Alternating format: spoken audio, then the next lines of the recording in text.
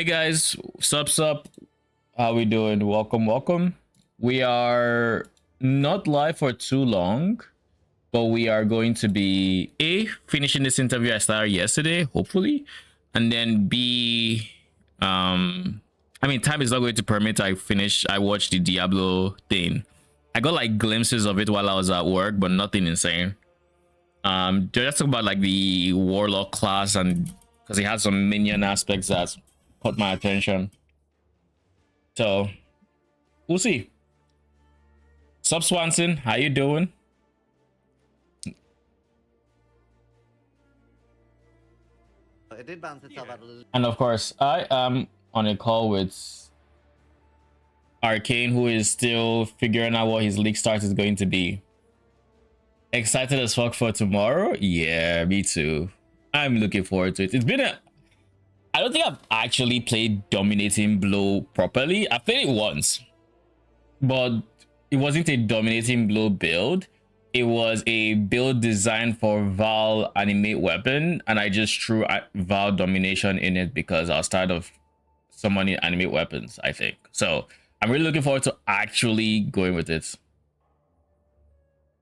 And I've used it once actually, but that was when I was coping on Dominating Blow of Inspiring. I think I was making a Dominating Blow of Inspiring build at some point. No, it wasn't Dominating Blow of Inspiring. It was of Inspiring, and he used like the old chieftain node, Tahoa's Chosen.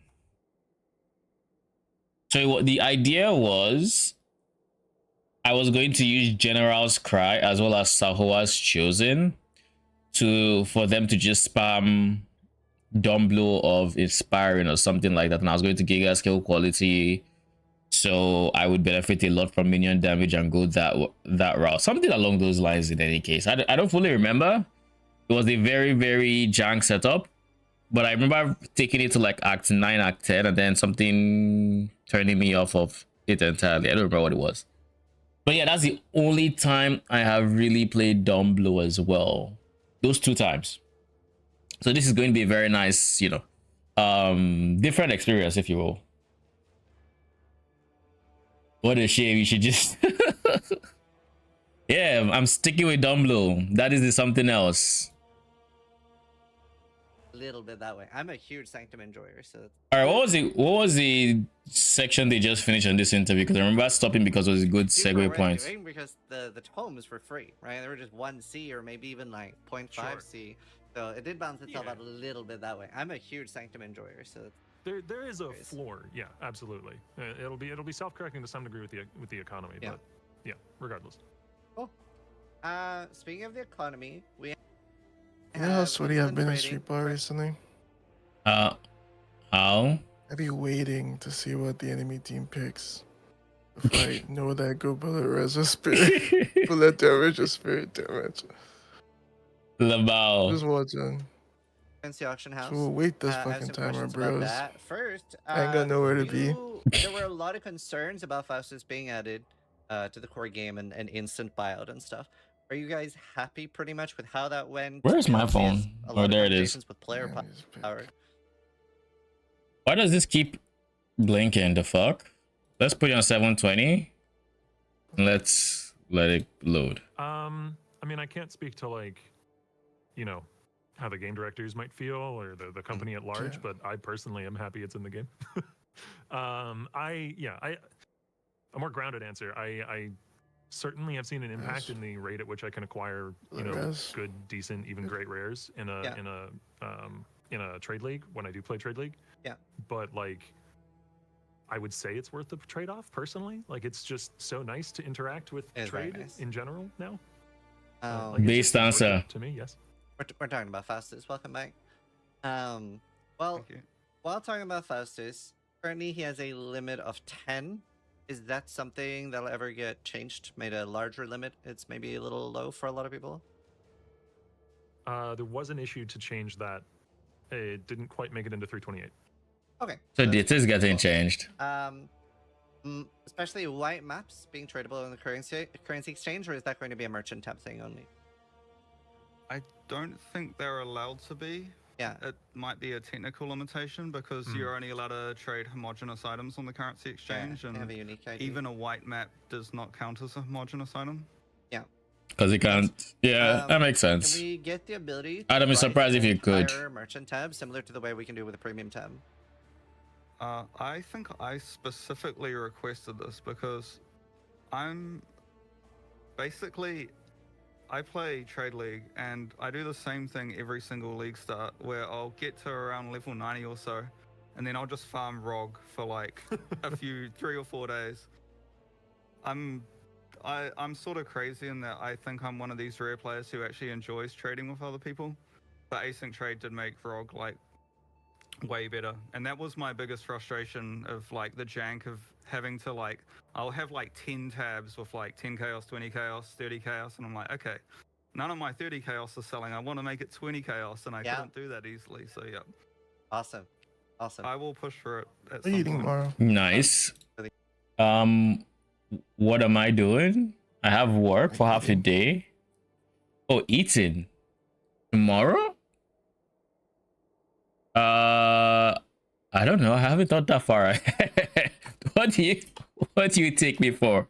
I'm just a PoE player looking forward to the league. I haven't thought that far ahead, so zero idea. Probably something rice. You say like solid or something. Like I ask you this most leagues. Just funny. Probably rice. I don't know. The thing is, typically I would have time to cook, but because I'm working for half the day, and then I can, you know, stream and everything, I don't have that cooking time anymore, and as such, it's up in the air. I'll have rice, since I have stew, but probably it's, if I had my way, I'd make coconut rice, but I don't think I will have my way. I'm gonna start Bama, but no one is talking about it. It's making me nervous.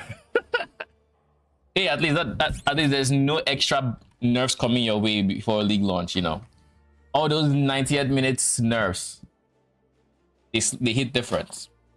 You already got your giga nerf last season, so you're safe. Brisket, tri-tip, mac and cheese with steamed broccoli for lit tomorrow. And then Mississippi roast in the slow cooker. Nice. So y'all just have your food figured out and I'm just here. All right. I see how it is. Should be cheap. Oh, you sweet summer child. Nothing minion related is cheap. But nice try. Nice try. Patreon, those forever the jab. Nobody's talking about it. Good. With the UI. Oh, carry on. If you do go, why would you avoid chaos? You should cook. You can cook while at work. Yes, I actually can, but it all depends on like how much work I will have, and I have no idea how much work I will actually have. I'm hoping not a lot, and in which case, yes, I will be cooking. But there's every possibility that, like, I have no idea. Fingers crossed. It does mean I'll have to start cooking a bit earlier than I typically would, simply because of the way tomorrow works. But if I can fit it, I will do that. That gives me extra food I could potentially, you know, not starve myself with, as I am live for Lord knows how long. Because I think once I go live around, I would say like an hour to 30 minutes before launch, I will be live for a long time, probably till I want to say red maps to yellow maps. Like yellow to red maps essentially is typically what I do. And with the way the current Atlas system works, I actually don't know how fast I'm going to progress, but I assume it's going to be faster simply because I get to choose what map I'm running next. I assume it's going to be in the web-like chain that is, you start in the center. Actually, let's find the reveal. Let's find Mirage, shall we? I want to find the image of the new Atlas. Yeah, I assume you're going to start like here, here, here, and here. And once you do that, you unlock these two. Once you clear here, you unlock these two. Clear here. This is the first time the Atlas is actually going to feel like you're clearing the Atlas. And I think I'm looking forward to that in a, I won't say lore, from a lore standpoint. It feels kind of cooler. I don't know if you all agree with me, but like, I think that is like, because with the old Atlas, you would use whatever maps you got, and sometimes you'd like skip like 5 steps and they're like just patches of maps everywhere. But like this one, you would actually have full control of, okay, I'm doing T1 maps 2, 3, 4, 5. And then if I get to like yellow maps, I'm not ready, I'll go to the next quadrant and I start clearing that as well. And just keep spreading my influence up until like we have 100 points or, you know, whatever else. So I think for the first time, it is actually going to feel like we're clearing the Atlas, and I'm really, really looking forward to that feeling. I had a nice balance between PoE 1 and 2. Because I think they wanted PoE to feel like that. Yeah, because like PoE 2, you tend to feel lost. Like this is what PoE 2 could have been, I guess. Because like, I like PoE 2's endgame, but the problem with it is when you get in, the very first thing is, okay, where's the first tower I can get so I can start with the mission? You get to the next tower, you clear it. If there is no tower in range or there's no corrupted zone in range, it's very easy to just feel lost, because like you need to get to the corrupted areas, and it feels bad when you're not sure when your progress is going to come. So I think there's definitely like work that needs to be done on, a lot of work that needs to be done on that game. But I think the Infinite Atlas is not inherently bad. I think they need to just make it so it's easier to form goals, or I think that's what they need. It's not necessarily hand holding for like new players, but they just need, because like when you spawn into the end game, you have only these 4 maps available. You clear it, you see 2 more. That is an obvious goal. Let me clear everything. New player, old player, you can't, you will have you would understand what's going on the moment you clear your first map. So like they need to somehow transfer what they learn here to PoE 2. But here is a worry I kind of have, and that is, with the separation of the 2 teams, the knowledge transfer might get more and more limited between PoE 1 and PoE 2, which was something that we really got to I guess benefit from over the past year, essentially, where PoE 2 just got fastest, now PoE 1 gets fastest, or PoE 1 got this, so now PoE 2 is changed in this way.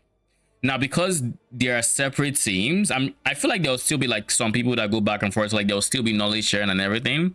It just will be to a lesser degree, and I hope they don't diverge the QOL because of it, if that makes sense. Because it's like it might feel akin to D4 when it launched. If you guys remember, D4 on launch had a team for odd years and a team for even years, and it always felt like, I think it was the odd year team that was goated, and the even year team sucked ass, because the odd year team, and it felt like the even year team was, or the even season team was not learning from the things that were working for the odd years teams, but then the odd ones were learning from it as well and just proceeding. And it's like, I mean, we're not going to have a situation like that with GGG, but I'm kind of hoping we don't ever get to the point where we think, oh, this game gets more quality of life, you know, because the content will be amazing. These are 2 great teams that know what they're doing, but like, my worry is the quality of life. That's the shit that I think benefited the most from the knowledge transfer. Just one of the reasons why some of this QOL stuff has been a little, I mean, slow's the wrong word, but, you know, has been taking a few leagues, is because while we have incredibly talented UI programmers We just don't have enough of them. So if you are a talented UI programmer in New Zealand, please apply. Landing Gear Games. Thank you. Good ad. Next topic is UI. It's a very big personal thing for me. For around 20 minutes, we had an energy shield overlay next to our health bar in the middle of the screen that would separate the energy shield UI and make it above life so that we had a blue bar. It's really annoying, especially for builds like Zibakwa, where there's a bypass energy shield thing, and it just overlays your life bar and just makes it hard to see. Can we have that back? I know there were bugs with it, but we had it for 20 minutes, and they were like, you guys said, oh, we're removing it. We need to fix it. That was 4 years ago. I don't know what you're talking about. Sorry, I cannot recall this at all, but I'm certain I can find someone at the company who's familiar with this, and I can bring it up. Awesome. Please give me that back. I really want it. Is this like if you don't know either, Lit? I guess there must have been something with Jibaka, because Jibaka makes it so your ES is useless, right? All damage bypasses. So I assume maybe it's a bug where only the resource you can take damage from maybe was showing, or the ES just wasn't displayed because it was being ignored. I don't know. 4 years ago was before I started playing PoE, so it doesn't surprise me that I don't know it, but imagine what it would have been from his description. I don't know what it is. A lot. Eldritch battery bar on the health side.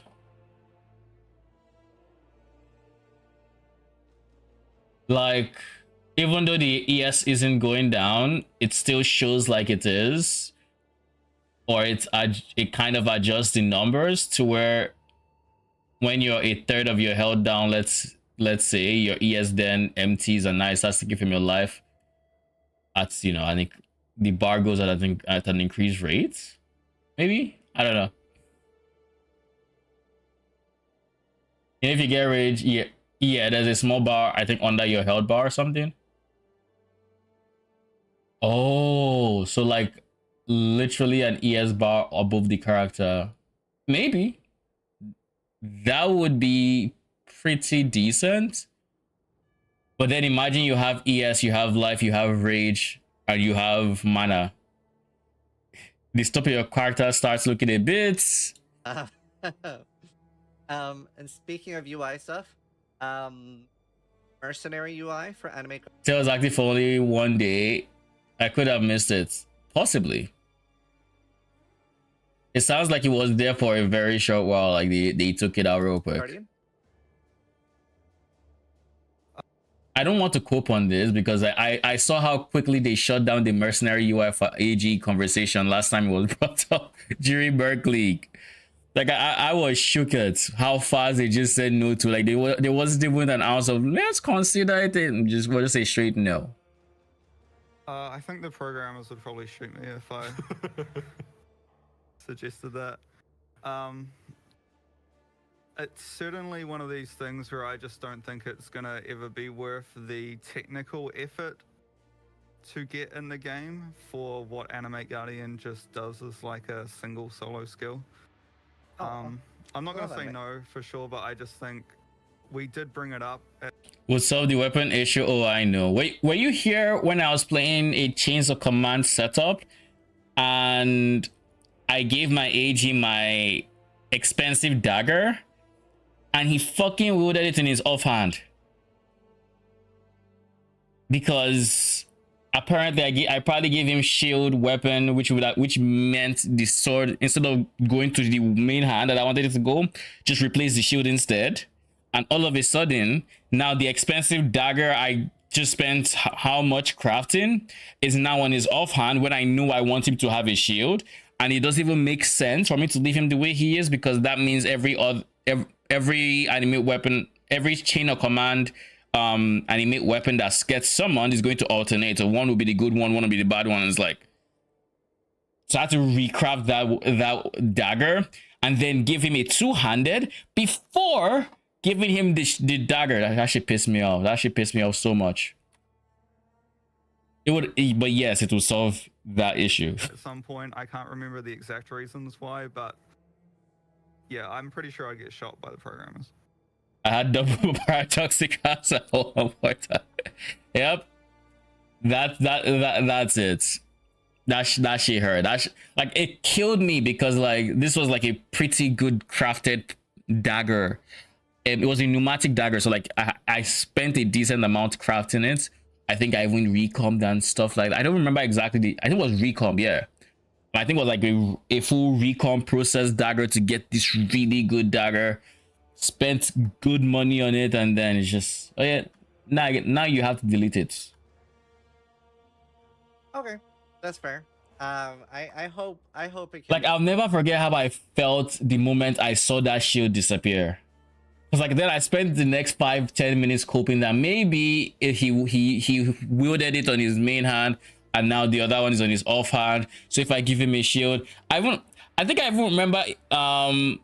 I don't remember if it was your Yako that tested to see if which hand the AG uses as an offhand, and then we surmised that he uses the Templar's base model, so he is the only left-handed character and whatnot. So I was sure that he was wielding my sword or my dagger, or yes, I think it was the sword actually, in the hand that he should not be wielding it in. Oh, those were not good times. I now know if you're working with one-handed, you only add the one. Exactly. You replace it with a two-handed, then you give him the one-handed and you give him a shield. I learned that lesson the hard way. The lessons minion players have to learn that the rest of the community just would never know. And this is just one of many. Yeah, dude. Another thing as well, like the UI can be a little bit cluttered right now with boss bars, like covering our buffs and stuff. Is there gonna be any like positioning change, tidy up, clean up, anything like that?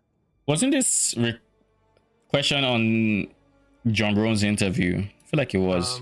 I've seen or a similar question or heard some discussion and seen some issues floating around regarding that, specifically like on the PoE2 issue tracker, and that is the same implementation across both games there for the boss bar.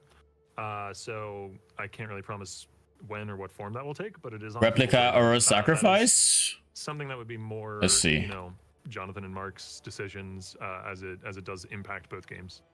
Yeah, I'm just trying to plant as many seeds as possible for things that aren't being done, and I'm guessing they also watch some of this, so. That's cool damage. The wrong people to ask about UI type of things. Yeah. Right. Well, you're gonna hate the. I mean, this would be decent for a budget setup. Definitely decent. I don't see why you would go this on anything past budget, simply because it reduces the AG's defenses. It's good cold damage, good base cold damage. Gives you somewhere to start with. I don't know how likely this is to happen, because if you're on a budget, then you're probably not freezing anybody with your weapons. Getting Void Forge is a pipe dream for most now. I think there are typically better budget options like Echo Forge, right? Because Echo Forge is doable. And if not Void Forge, then you could probably just get it with a Paradoxica or something. I feel like there are other options that are more budget and are probably slightly better than this. I haven't obviously looked at the numbers, but the biggest problem I see with this is Hatred Aura just does nothing for this sword, because Hatred is full phys taken, well, phys as extra, and this says this has no physical, right? So there isn't even like phase to then as extra, right? Now, granted, you don't need to convert, you just have cold damage, but you know, you now don't have a DPS aura that you can use.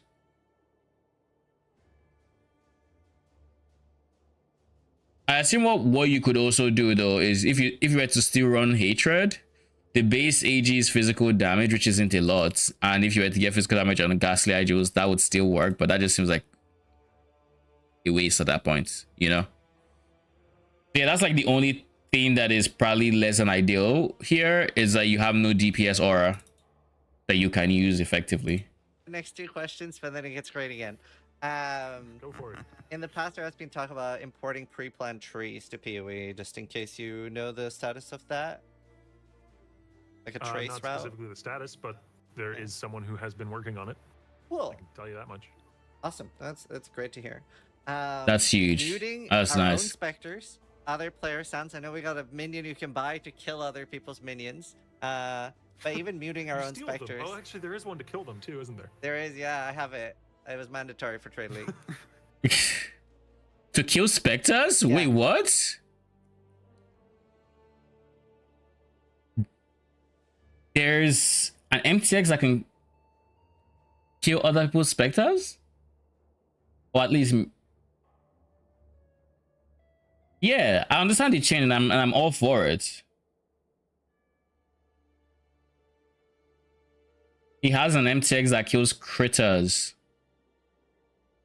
I'm going to need an explanation of what critters are. I know they showed there was an MTX that allowed you to steal somebody else's pet in the supporter packs.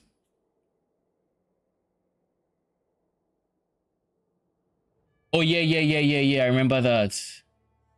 I do remember that actually. I feel like I've never seen that, but I also haven't been running around with my goblins yet. I should do that this league start. Be a fucking menace. Be the person everyone complains about. We had absolute menace to society just because I can. Can we mute? I think we added some tech a while back that allows you to mute certain effects in your hideout. Usually those effects were related to like automated war cries. Yeah. But the thing is, the way that was set up was it was on a per effect basis, and if we were to do that with specters, well, All specters. then does that mean we need to go through every single spectral monster in the game and pull out all of their effects? There'll be a much We need a more dynamic solution. for that, for sure. As somebody that enjoyed Forged Frostbearers last patch, did not enjoy my hideout last patch. Yeah.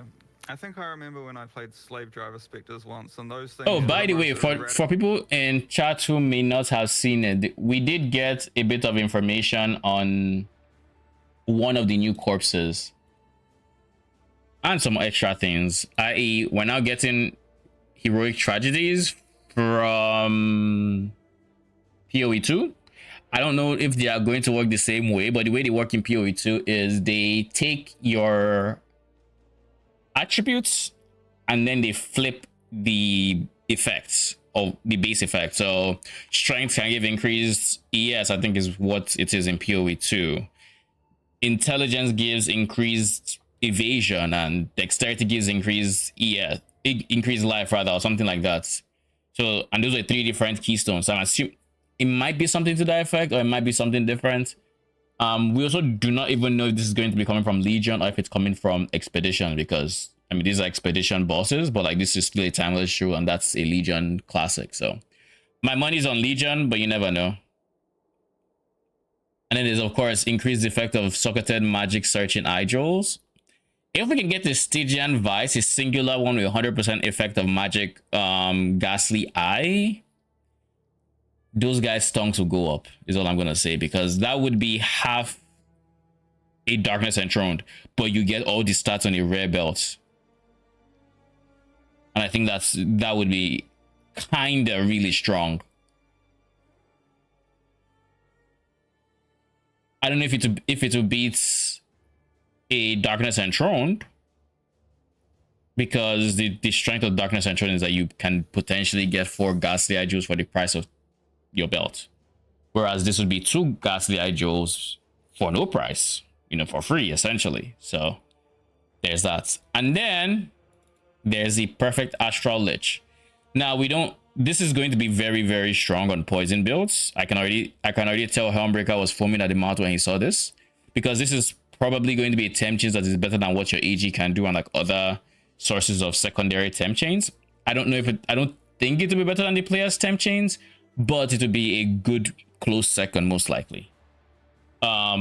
that is the nature of corpses typically, and since this is the perfect version and that is on the mob, I assume it's going to be very close to the player's temp chains in terms of effects. So it's going to be really, really good.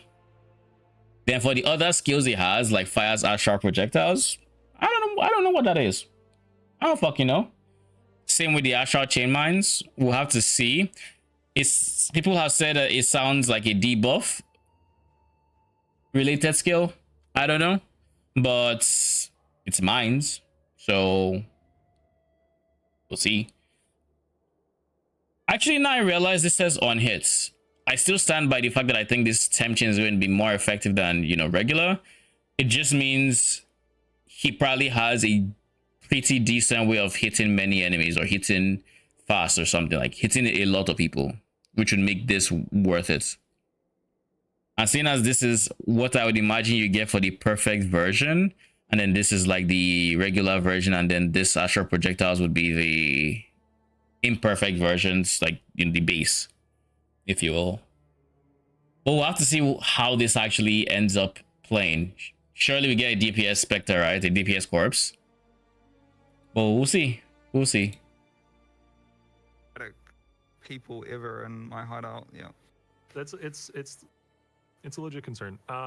Since we have the baseline tech to mute things selectively in your hideout, it seems like a good place to utilize it. So I'll put it on the list for you know, QOL stuff to look into for 329. Oh. Okay, I take it back. Yeah. So nice. The D4 season trailer for the new season's actually I told you it was good, and it's and with the way they phrase it, that was nasty. That on the mic. I didn't mean to do that on the mic. I'm sorry. I thought I was muted. Anyways, with the way they structured it as of when I tuned in, I figured you would appreciate it from a dev design point of view. I figured you would appreciate that. Wait, So what do you mean dev design? You're talking about the inspiration for the Warlock Season. and No, bro, the Warlock sucks. What am I talking about? what are you talking about? Do I just link it to you? It's a 1 minute video.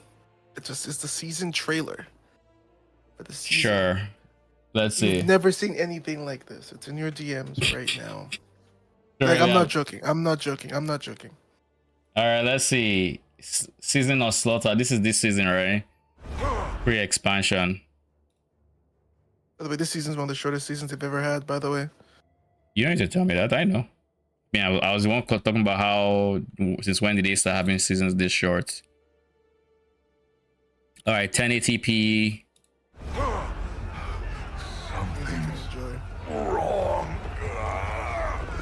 Where the butcher?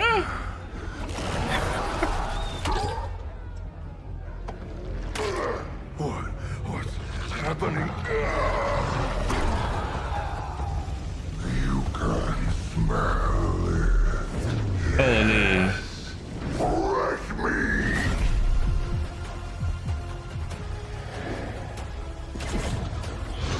Already more effort than any other season trailer. Mm-hmm.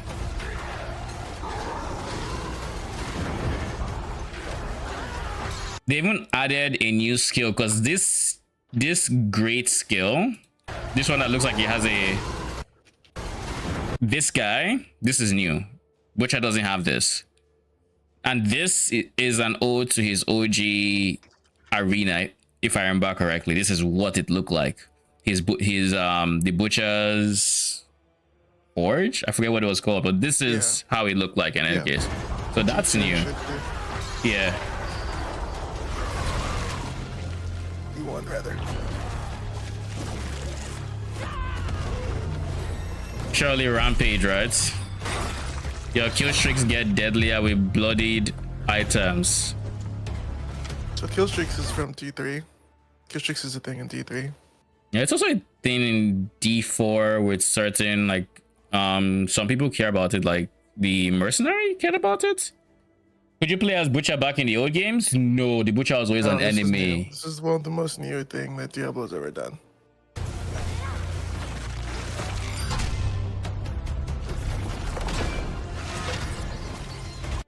Bloodied affixes enhance kill streaks. So now when you're on a kill streak, there's a pulse of blood, it looks like. Oh no, that's just blood wave. No, this is a Sork. They don't have blood wave or okay. I mean blood surge.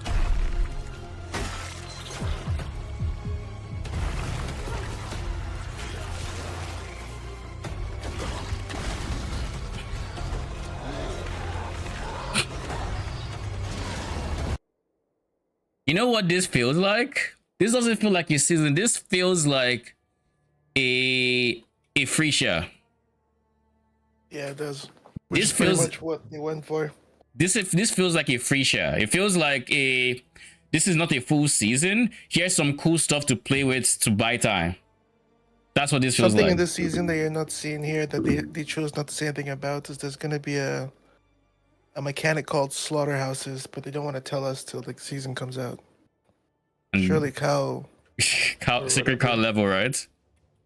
I think it's gonna be dungeons. I think it's gonna be like an instance, not instance, but you know what I mean? Like I think it's gonna be like a thing we do. Yeah. So that's more than just the powers and then the gear. Isn't this all we fucking want from this game? Power and kill stuff. Just like something new. I mean, it is, but we have no idea how long it took them to make this either. So who knows? Maybe they don't see it as worth it if it doesn't give revenue. But yeah, cool stuff like this is always welcome.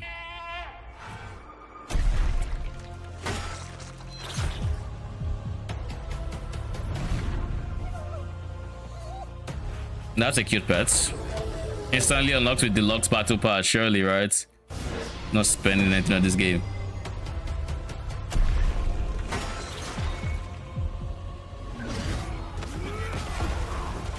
Paladin Fairy Trial. Only to level 25. So yeah, cut off. Was I a Halo? What is this? It's Doom. Doom. Okay. What is this core?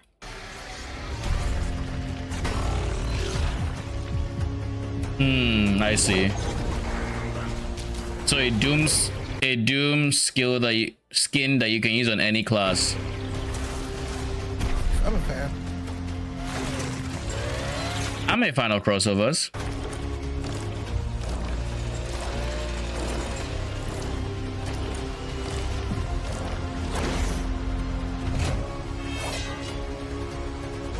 I think they did it. I think this is a very decent trailer. I think this is actually pretty good. And ironically, one of the best ones I've seen yet.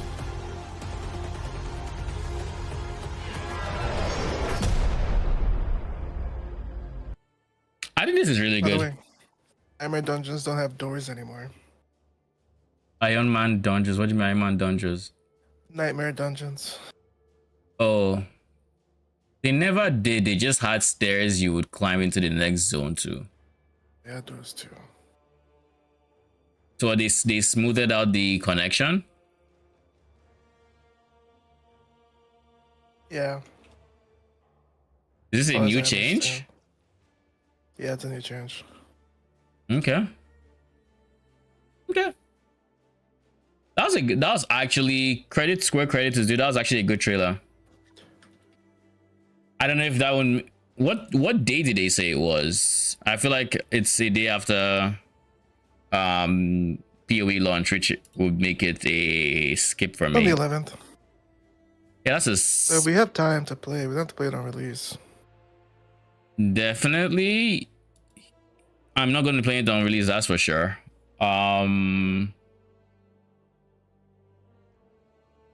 There's time to play it, and at some point I will check it out. I don't know when, but I will check it out at some point. Going with zero expectations. Next question are about Safeway. bosses. Obviously, the game has been going for a while now, and some bosses were added a long time. Is there any talk of like updating older bosses? Like, for example, the Shaper still has 3 phases that we're sort of one-shotting. Not necessarily cutting out phases, either buffing the. I don't know, like, you know what I mean? Like a little bit of a refresher on older bosses. Elder, very, very outdated by now. Yeah. Well, one of the more honest answers here is that those very old bosses are set up in a much more hacky way than the newer bosses are. Yeah. They aren't using like our new designer-friendly scripting language. So whenever someone tries to go in and change things, it's a little bit of a minefield, which is Right. probably just shows our reticence to, like, if we were to Jeez, I think this is why I fix do those this. fights. I was so Everyone on the confused for a enemy team second. just got spirit res. Two of them Okay. have enhanced spirit res. Then we'd probably just want to rework them entirely using our scripting language and change all of their skills. Well- Whether or not that will happen, or Yeah. maybe at some point would phase out the Shaper and Elder instead, that might be the better solution, honestly. I think what you'd want to do is hybridize changing those bosses and changing older content with introducing new stuff, because that's probably the most efficient use of the design and development resources. Mhm. Is like, you know, whatever storyline beats we go to next could potentially include also there's some change that has occurred that means that we can justify going back and Yeah. and to a degree retconning and to a degree reviewing some of these older bosses that don't hold up to modern standards. Sense. On the off chance that it's an easy fix, would it be easy to, when the Elder spawns for Elder Guardian and does like the feels like 4 or 5 second portals, that easy to make like half a second? Oh, I wish that was an easy fix. Oh. The thing is, I thought that one of our senior monster designers sped it up a few leagues ago, or am I imagining that? I think so. Yeah, I It's not that fast. I think I know who you're thinking of. Yeah. I have discussed. I can't remember if that went live or not, but he was looking into seeing if there was some simple change he could make to speed up those portals, and that was the best he could come up with, given only a designer's time and not getting a programmer to go and Yeah. look at the real technical aspect of it. I do think it did get sped up a little bit, but it's still quite slow. Well, one of the really big announcements for Mirage was like ground loot is starting to be touched now. You're doubling the currency, but could you go into what doubling currency means a little bit?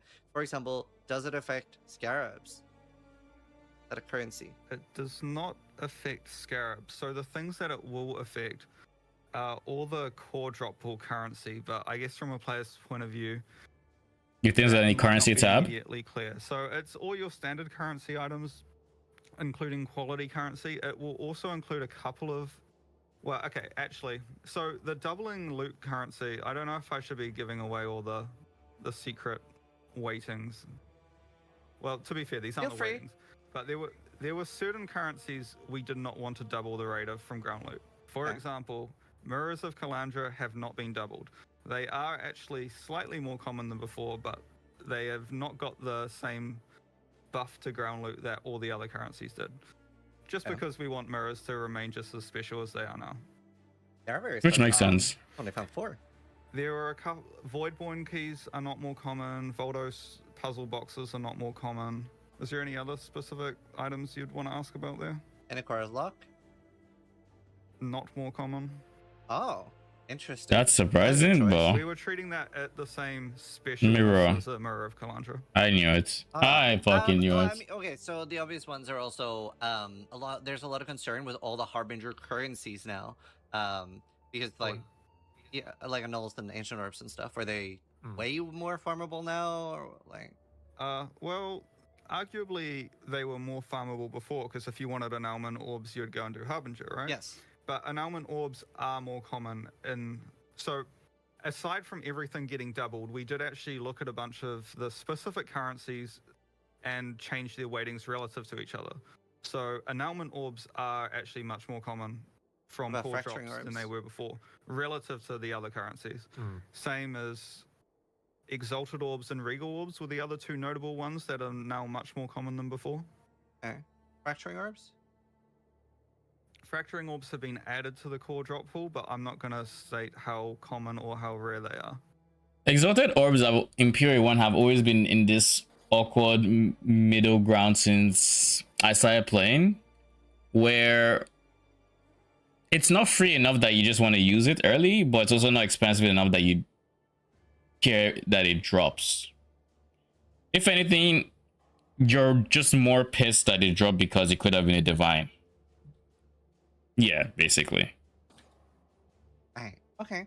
This would be a very, very different season when it comes to that. Because before, people would look at the Exile divine ratio and think, I've been getting unlucky, huh?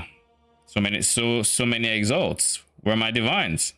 Now it's just like, now they've completely unlinked them, if you will, in terms of drop rates. Nice.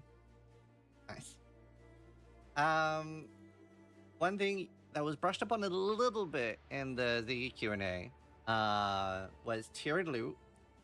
Can you talk a little bit why quantity is an issue with tiered loot? And I have a potential solution idea to spitball.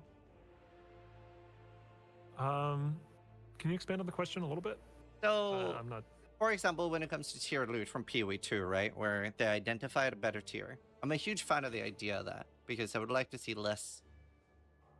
Even in PoE 2, I haven't necessarily identified a really good tier 5 loot, but I do think this system is really cool. Big fan of it. But there was a mention in the Ziggy Q&A that the quantity and player bonus would be an issue with introducing tiered loot in PoE 1. Like quant bonus. I'm not 100% sure what that was referring to, but quantity will give you more memory strand items. We did significantly buff memory strand items. Yeah. So memory strand items are effectively our version of tiered loot from PoE 2.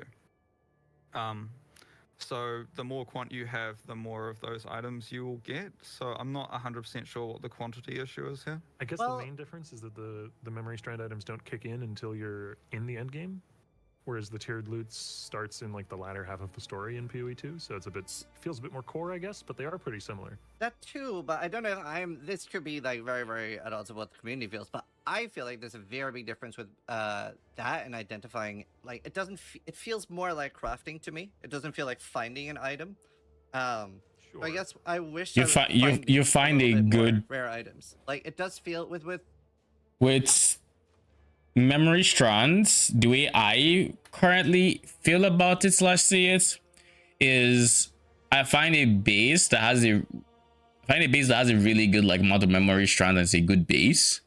I'm looking at that like I want to sell it as a crafting base rather than I want to see what mods it has. So I wouldn't say it's definitely not, I guess, a solution. I think there's definitely big differences.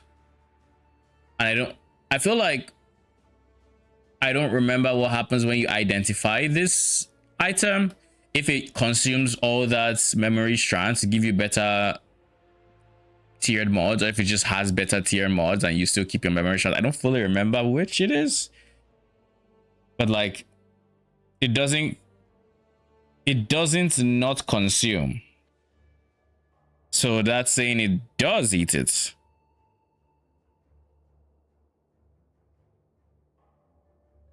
So it does consume it. Okay.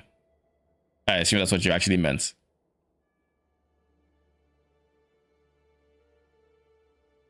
Oh, it doesn't. Okay.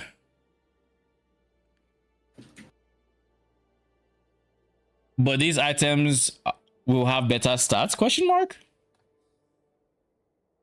The memory strands item, I feel a little bit more like I have to have a strategy. I have to think a little bit about how to craft them and how to best utilize those memory strands, as opposed to something like, I don't want to call it smart loot, but like the smart loot from Heist, right? Where, wow, that is a really good item.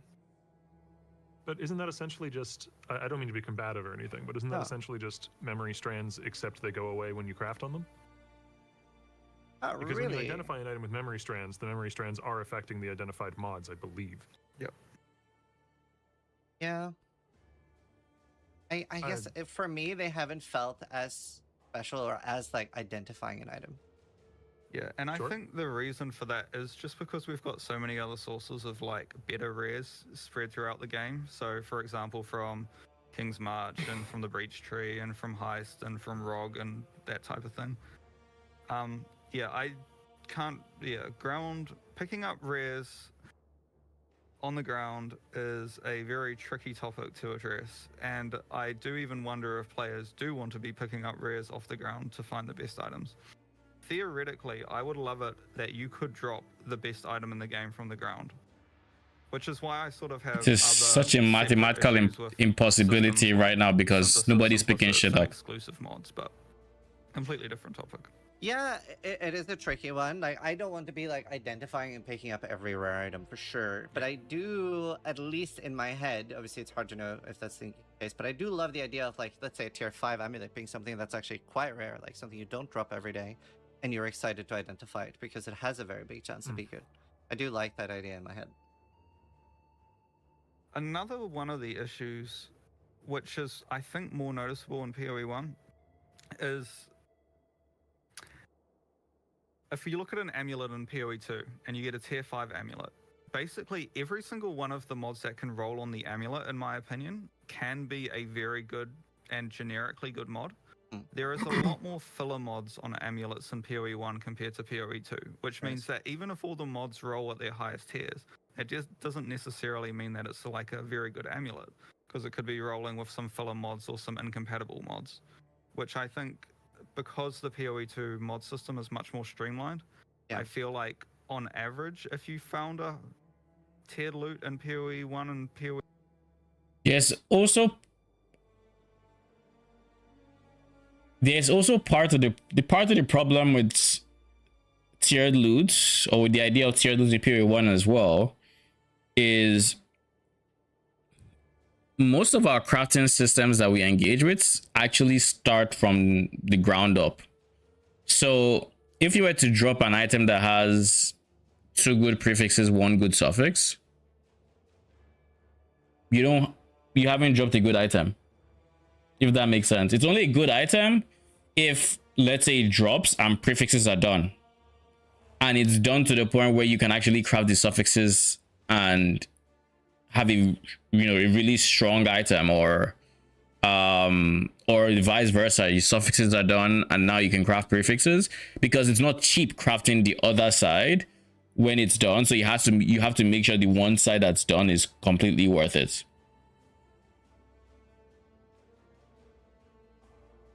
Yeah, what happened?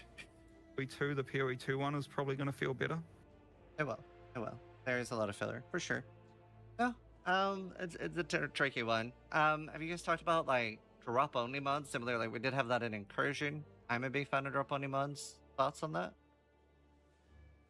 I don't know how much of a fan of drop only mods I am. I don't think I'm a big fan of them, but I get their purpose. I don't think I'm too big of a fan of them personally, but that's me.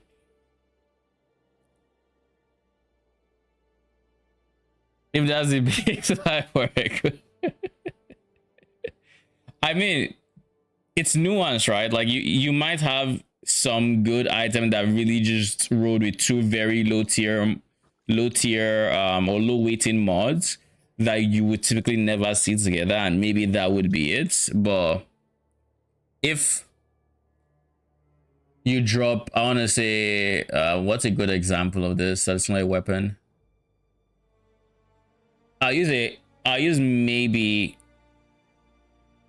a chess piece as an example. If you drop a chess piece that has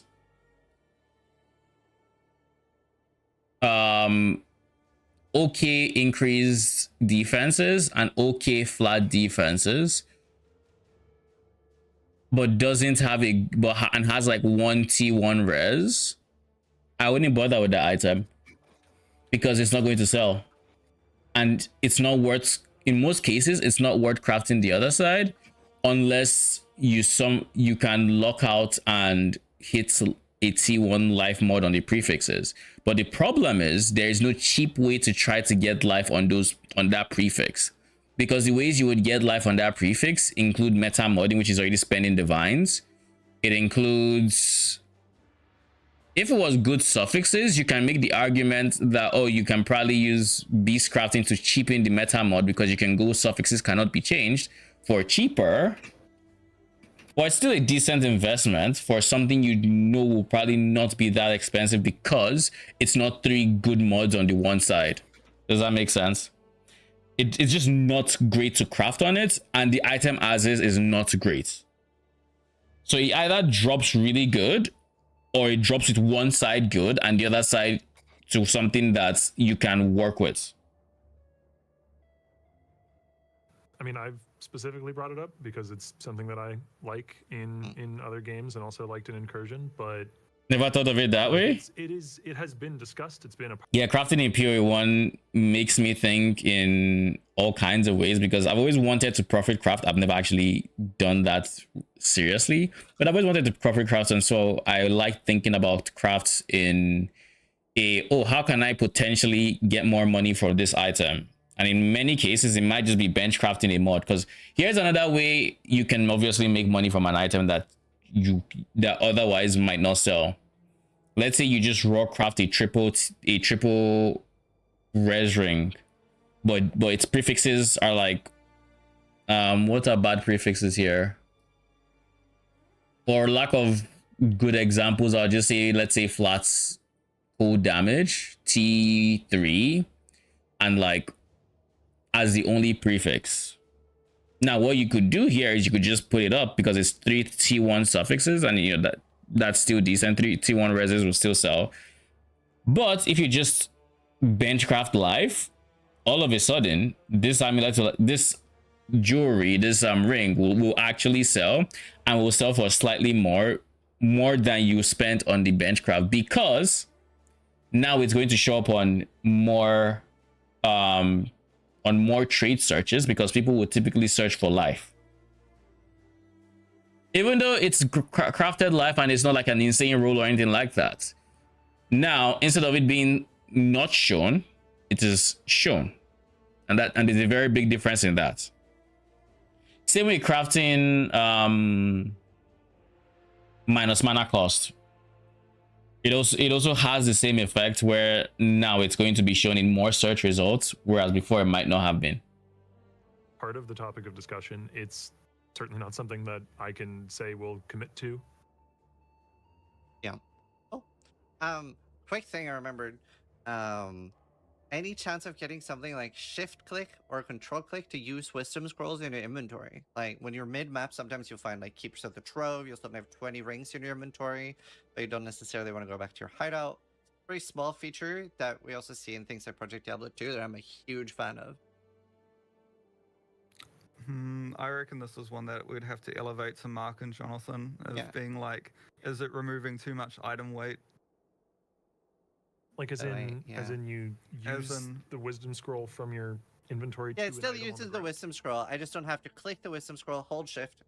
It feels really nice. It's surprisingly good. We're still using wisdom scrolls. Yeah. Like, what they're thinking is it removes too much friction, and as such, it's a big decision. like I said, I feel like that would definitely be a Mark or Jonathan question. Yeah. Juicing, always a hot topic. Sure. What's the main problem you feel Astrolabs solve? And also, this is a question I want to listen to, but real quick, these are all the Astrolabes, I think, for all the different mechanics. I don't know if it's actually all of them. However, my one problem, I guess, with Astrolabes currently is I'm a big fan of farming the same map over and over again.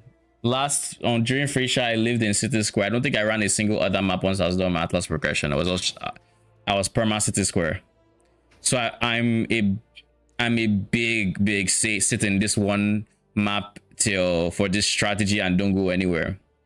But with the way this randomly moves around, and with the keys, with the way it works, because if you guys don't know, the way this works is if you clear maps, like you clear this one and you clear this one and then you clear this, it cuts the blob in half, and because it, and the same if you clear like this one and this one, it cuts it in half. And what happens when you cut it in half is it keeps the bigger half and discards the other half. So like all of a sudden you could do this one is no longer covered in the astrolabe because it's been cut in half. So this is a way you can use it to quickly go to the vaults that you get at the end of astrolabe if that's what your goal. But otherwise you'd want to clear each map going from the like outside in to make sure you're not cutting anything to maximize the modifiers here.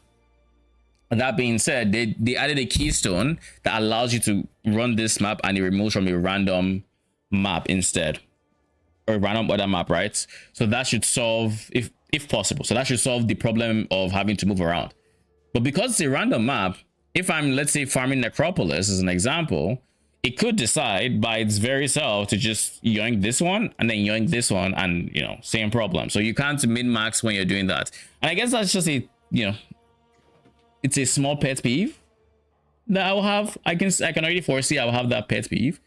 And I guess it's still free juicing, to be fair, kind of technically, but it's not really free juicing when you think about it because you pay for the astrolabes, and Lord knows for certain mechanics it might be expensive. So I don't know.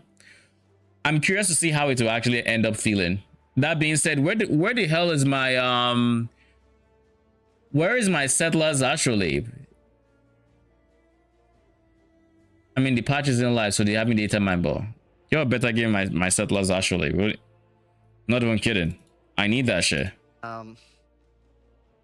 Is for the people that do really like juicing, do you feel like astrolabes will still allow you to sort of like, I don't necessarily do this a lot myself, but will you still be able to, like, you know, pre-roll 100 maps, grab 100 scarabs, and with astrolabes achieve that similar flow state to before? I think, yeah, you should be able to. So basically the way that the astrolabe, the shaped regions work is when you complete one of the maps, then it will add modifiers to the other maps. Now, you wouldn't really want to be like having to care too much about what those additional modifiers are. Yeah. Because that might say what you mean, where it's like, oh, I rolled this map, but actually now I need to change my Atlas tree and my scarabs. Yeah. So all of the mods should be related to the current mechanic, but there might be some generic ones added on top. I think we might have showed one, I can't remember on the live stream, which I might have removed since, like adding essences or something to like a harvest astrolabe. I wouldn't really want that type of thing, for example. So if you've got like a harvest astrolabe, then all of the mods will either be generic stuff like pack size quant, or something related to the harvest mechanic, juicing it itself. So you shouldn't necessarily need to be changing what harvest scarabs you're using. Cool. And do you think there'll be a need to like hover over the maps before and see which one you're starting with?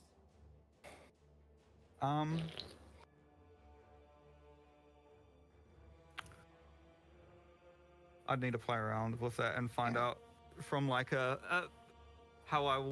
What I am also kind of curious about, and I agree on, is I really like being able to like enter that flow state when I'm farming. And if we look at the Mirage over here, brother, yeah, if we look at this is like what, 7 maps? 1, 2, 3, 4, 5, 6 maps. That's an awkward amount of maps because I personally run maps in sets of 20. Clearly defined, this is how many maps I'm running. I wouldn't want to finish a set of 20 maps and still have stuff left over from the strats, if that makes sense. So that is going to be an interesting thing to have to deal with, I guess. I don't think I'll like it because like after the 20 maps, that is when I'm thinking, okay, do I feel like changing my strategy? Do I still feel like farming this? Do I want to change the tree in any way? That is when I'm thinking all those thoughts. Do I want to change any scarab, yada, yada, yada? How did I feel about the last 20 maps? With this, I might decide to change my strategy and I still have to clear like 2 maps with the old astrolabe because it has it. Unless we can overwrite it, in which case, shit, by all means. You know, if we click this one and it already has like 2 here, will it overwrite it? If it can, then sure. I don't care as much, but then that's wasted investment. You know? So, probably wouldn't feel good. I don't know what the solution to it is. But, yeah, I don't know what the solution to it is. And I also hope they make it so it's very obvious what is in the radius, because like this one doesn't look like it's completing the radius, because like this, because of the animation, it gets to like halfway here. So like you would assume it is, but like there might be some cases where it really just doesn't look like it's even in the thing, but it is. So hopefully QOL there as well. As a player, if like this one's got a good mod, so I need to save it till last, so should I run these ones first? Yeah, there might be a little bit of that. Yeah. Well, although if you're using the keystone, then you don't need to bother with that at all. yeah, I do like that you guys added that. Pretty cool. Next up, King's March. Very, very hot topic. Especially because it feels very mandatory. How do you guys feel about King's March, and do you think the current change with moving it to the ore? I feel like King's March should have always been the ore giving you currency. I'm just going to start there. I said this right from Settlers League, and I continue to say it. So I'm very happy they made a change, because it just doesn't make sense that you spec into a mechanic and your active gameplay isn't directly increasing. Like, that is not what is giving you currency. It is the passive gameplay that you have no say over. That was always awkward to me. So very happy with that change. Think it should have started this way, personally. Addresses that issue, or you still can like? Yeah, I would personally say it feels a bit mandatory. I mean, now if you don't run Settlers, you don't get currency from it. So I don't think it should feel mandatory anymore, unless it's from a map runner's point of view. In which case, I think you're your own problem at that point. Would want to see how all of the changes we made this league have played out. It's more of like a first step in the direction of evaluating, like, we'll see if these changes help address the King's March problem, and if that's still a problem, we'll just keep making more changes. Yeah. Mercenaries is another one that is potentially coming back. And Mercenaries is also something that I would be also worried about, would be feeling very mandatory.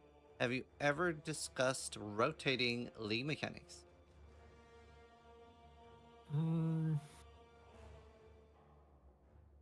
I don't think I like the idea of rotating league mechanics, but that's me. Like I said earlier in the podcast, where like I don't, on a fundamental, like, subjective level, I don't really feel like that's good, but I can't put my finger on exactly why. I probably would have to think about it more. Mercenaries is a difficult one. Same, Octavian, same. Come back, right? Because like functionally, we could probably just slap it in with a couple of weeks of, a week or two of a programmer's time to try and solve all the problems with sending it core and all the database related stuff and all that. But like there are design questions there that are very difficult to answer. And it'll come back when we have good answers to those. Yeah. I mean, Mercenaries is definitely for me something where I love the league, but I was like, please don't go core, because it would feel very mandatory. I do see those issues. Cool. I wanted it going core. All right. I'm sort of at the. I didn't want the active gameplay in the sense of you spec Mercenaries and now they show up in your map, because like I didn't want that. I don't want it to be the way it was in Mercenary League, but I wanted Mercenaries to come back. I wanted it to go through the GGG process. If it's mandatory, make it so it's not intrusive to actually, or I don't even know what the good solution would be, because like making it an AG would just feel very meh if you take away all the identity. But also making it so, maybe if you make it so you just buy the mercenary you want, or you hire the mercenary you want, so you don't have to go through the whole farming process. Maybe that'd be the solution. So that's an option, I guess. I don't think they would go for that, because GG would probably not like that, but Probably the best solution. All minions want a Mexico core. I mean, where's the fucking lie? So we had, and then I have some rapid fire Q&A. Can Reliquarian use Forbidden Flame and Flesh at all from like normal Scion? Why not? Reliquarian can use the Ascendant's Forbidden Flame and Forbidden Flesh jewels, but she does not have her own. And the reason we didn't add her own is because the whole we're rotating the uniques every league thing. Yeah. Makes sense. Ascendants are allowed to be, well, Scion Ascendancies are allowed to be weird and Cool. different. Target dummies. That's not happening. No plans that I'm idea. aware of. I really want target dummies. That would be a Mark and Jonathan question. Sorry. Yeah. The console players were asking if they can have crossplay, or if they can't have crossplay, if they can be part of our economy. Also have no idea, sorry. Yeah, this Yeah. is. I don't want to seem like we're dodging questions here, but this No, is you're good. something that, definitely is more like. This would actually be This- more this of a is the- question for our Translation: this is above our pay grade. often seen game director Trevor, who is the lead on all the console related stuff. Cool. I- I just figured I'd bring it up. There's a Trevor? There's a game director? Huh. Dude is like the unsung hero, I guess. Just there Just for all the mobile dude, console. iconic. We know I who he figured. is. But he said he's the game Oh, because director he took for over the- console. And just UI in general, right? He took over UI. Well, he had to when they did the whole console switching, having different UI shit. Someone had to be in charge. Makes Hmm. sense. Yeah. So many console players asking about it. I mean, Scrying console and the economy Seer, is that still a such. thing? That Yeah. is true. I think it works basically the exact same as it currently does in live. Like the one holiday that I traveled and I was essentially locked to console and I wanted to play PoE 1. I got to Act 2 and I knew it wasn't built for me. I was like, yeah, no, fuck this. Cause like I was looking at it. Even essences were fucking expensive. I'm like, okay, if essences are expensive and they're not easy to get, how much is a fucking midnight bargain? Because this was Affliction. Midnight bargain wasn't expensive. I was seeing divines. I'm like, what do you mean divines? I mean, firstly, I don't have my stash tab, so I can't even properly keep stuff. But like, secondly, everything is fucking expensive. It's not easy to even search stuff up. Because like I was using the trade board. I forget what they call it. And I was thinking about how price checking would even work to begin with. Like, how would I price check? And the more like I just spent like after like 30 minutes of thinking about it, I was like, yeah, nah, G, we're not doing this. And I just shut that shit down for the holiday. I said, nah, we're not doing this. You guys ever discussed anything like color coding for map mods? Not for Any, period like, one at change least. to map mods, things Fair, like to be that. honest. Like remaking them. Both of those are things Um, we're asked a lot. I mean, revamping them and adding some new ones or removing some or something like that is certainly a possibility. Yeah. Color coding is something that I might get some flack for saying, but I'm personally kind of against because I don't like the aesthetic direction that it takes the items in the game if you do that too much. When you say color coding, what do you specifically want color coded? I think I don't want it myself, for the record. I just like I know a lot of people want to be able to filter map mods for people that aren't using regex, I guess, to use. So being able to filter out, reflect, and stuff like that, and make that red. I would like some way to see the map modifiers I deem dangerous when I'm in a map. Things that were not dangerous enough to be left out of the rejects, but are dangerous enough that I would want to note after I death. All the minus max reses that at some point I might say, I'm tanky enough. I'll just run it. And then that paired with that phase as 300% of a random element. Yo, Team 17s were a different bogey. What the Don't fuck? necessarily care. Don't really have a problem with any map mods. I don't know. Well, hopefully Reflect is a lot easier to deal with this patch. Yeah, thank you for that. I'll buy you Oh, yeah, guys those- some beers or food at ExileCon. That was Those reflect changes were actually goated. I feel like I should make a reflect immune rectifier POB just because of that. Because that means you can run Cybils. And what was it anything about what was the other reflects? Pantheon. There was a reflect Pantheon. Do you all remember what it was? Which one it was? Is it Rislata? It wasn't Rislata. I don't think so. It might have been Rislata actually. I feel like it's a no. It was a minor one. Yugo. It was Yugo. He's the shiny guy. Yeah. So Soul of Yugo.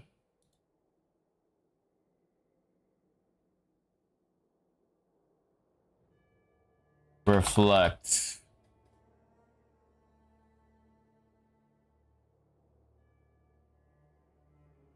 So yeah, so this would affect Yugo, which affects minions. So that's if that's I don't know if it'd be 50%, probably be less than 50%, because everything I think that we saw them swap was less. But if you take Yugo and then you take probably the Cybils ring, or you craft your own ring. I forget, I think it's Shaper that has it. You craft your own rings. Let's just say, for example, Bone Ring. That is, I think, like I said, is Shaper. That has reduced this mod because this was also changed. If you can get this high enough on one ring to cover what isn't covered by Yugo, or you just, you know, mirror the ring with a Halandra's touch to make sure it's enough. You can do something like this and then get lightning res and then life and then just throw a reflective mist on it and try to craft that ring. That might be the actual best way to handle the high budget now. I'll have to consider it for high budget Regifiler. It'll be more expensive, but it would be worth the extra investment for most people who want to be able to run Reflect as a mod. Because then you can run stuff like Risk, you know. I don't think Risk is, you know, quite popular anymore and stuff like that, but it's always nice to have the option if you need to. big fan. Or I'll just make a different loadout for it. Especially for users, right? Thank you. Can we have multiple astrolabes in one region at the same time? No, you can. Well, we've split the atlas into what we're calling 4 quadrants, and each of the quadrants, when you apply an astrolabe to a quadrant, you can only have one shaped region at a time, so 4 total on your atlas. And depending on which region you put it in, determines which memory vault you go to, and the memory vaults each have their own distinct set of rewards, which I'm sure eventually a meta will shape out. But yeah, try it and find out. Nice. That sounds very exciting. So that means, yeah, if you finish your set of 20 maps and you have stuff left from the astrolabe, that will kind of be pain a bit if astrolabes are really, really good for juicing. We'll have to see how that's effectively works. Because that means we would actually have to intentionally finish the shaped region as well, or when we have to think about it before we finish the 20 maps to say, okay, I want to switch strats after this. Let me not apply this last astrolabe because it would overlap. Or you have to do other maps so you can cut it in half so it ends more perfectly. You have to do some shenanigans that I would probably not want to deal with. Locations changed at all? Are still in their respective maps like Cure Blade and stuff? You say diff cards or what? Changed at all? That sounds very exciting. Are Metacraft locations Oh, changed at all? Metacraft. Are still in their respective maps like Cure Blade and stuff? Yeah. So although you don't need to complete all of the unique maps anymore to get your maximum atlas completion, there are still some unique maps that you'll need to do to get those specific metacrafts. Oh, okay. Yeah. So you send it to the Makes sense. expensive ones. So with the change to Nightmare Maps tier 17s and 16, But that would make it even more expensive because Karak doesn't exist anymore. Holy. Okay. Okay. It's going to be more of a scarcity on item level 86? Like base types? Yeah, I'd imagine so. There are still sources of them. Light Ravage. Personally, as a player, I'm kind of okay with that. I think it's cool when the very tippy top of bases are scarce and valuable. Yeah, I was contemplating adding +1 level as a very rare mod to shaped regions. I haven't yet, but I think I want to avoid it, to be honest. I mean, it Because- definitely does add some value back to Delve, because Delve has that. Yes. Cool. Can we log directly into the hideout like in PoE 2?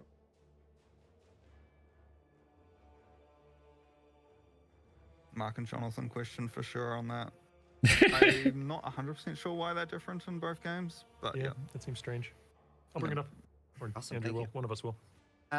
Hopefully we can revisit this list of questions afterwards.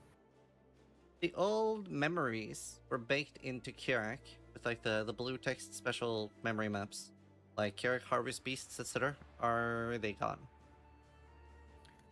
Well, the Karak Harvest Beasts already exist in the core bestiary pool. They're Does, just yeah. extremely rare. Yeah. I think all of them except one are now 2 to 4 times more common.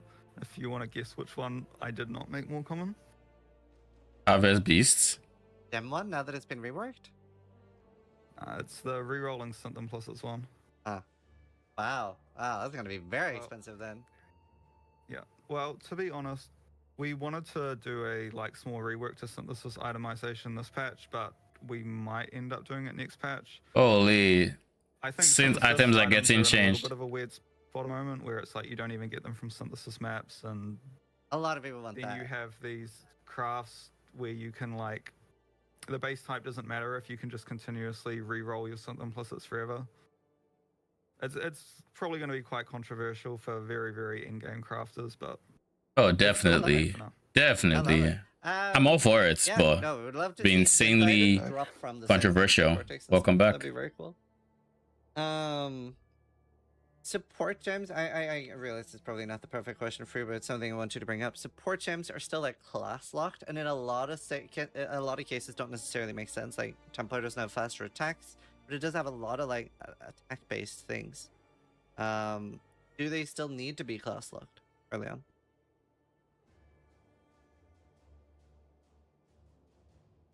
I had someone ask me that exact question 2 days ago, so now I'm wondering if they told you or you told them. So ask me it. This is, it was Sarge that brought it up. This is one of the things that PoE2's uncut support system kind of solved in a much more elegant way, where you have the benefit of the class locking is there's fewer options displayed to a new player, right? And Path of Exile is already a complex enough game that it's really difficult to get into. Do so but much damage though. you are correct that it's kind of weird and arbitrary that you just can't get faster attacks randomly on Templar early on. That's not really for some super significant balance reason. It's just because we don't want to throw even more options in the face of a new player. So the uncut kind of allows for that. Give right? us- Where, give you us an have, early here's the menu Ciosa. that gets shown immediately, and then you can click down here if you want Early literally everything. COC is fun. Actually, I want to sort of run a hypothetical by you because this sort Like, of give us an relates Act to our 1 conversation Ciosa. earlier Problem of breaking up solved. the leveling meta. What if you started a Templar and you couldn't get 30 GG options for by the me. end of Act 1 for what main skill you can use, and you only got 5 instead? But you couldn't get One 30 for watts? Templar, and you couldn't get 30 Mhm. options by the end of Act 1 for what main skill you can use, How's it? and you only How's the got video going? 5 instead. Going good. Still reacting. That sounds horrible.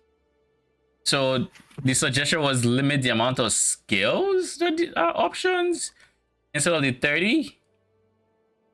Options by the end of Act 1 for what main skill you can use, and you only got 5 Yeah, that sounds instead. terrible. That sounds horrible.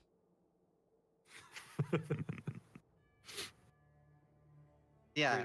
That Basically, what we'd be saying then is we're prescribing you exactly what skill you're allowed to level with.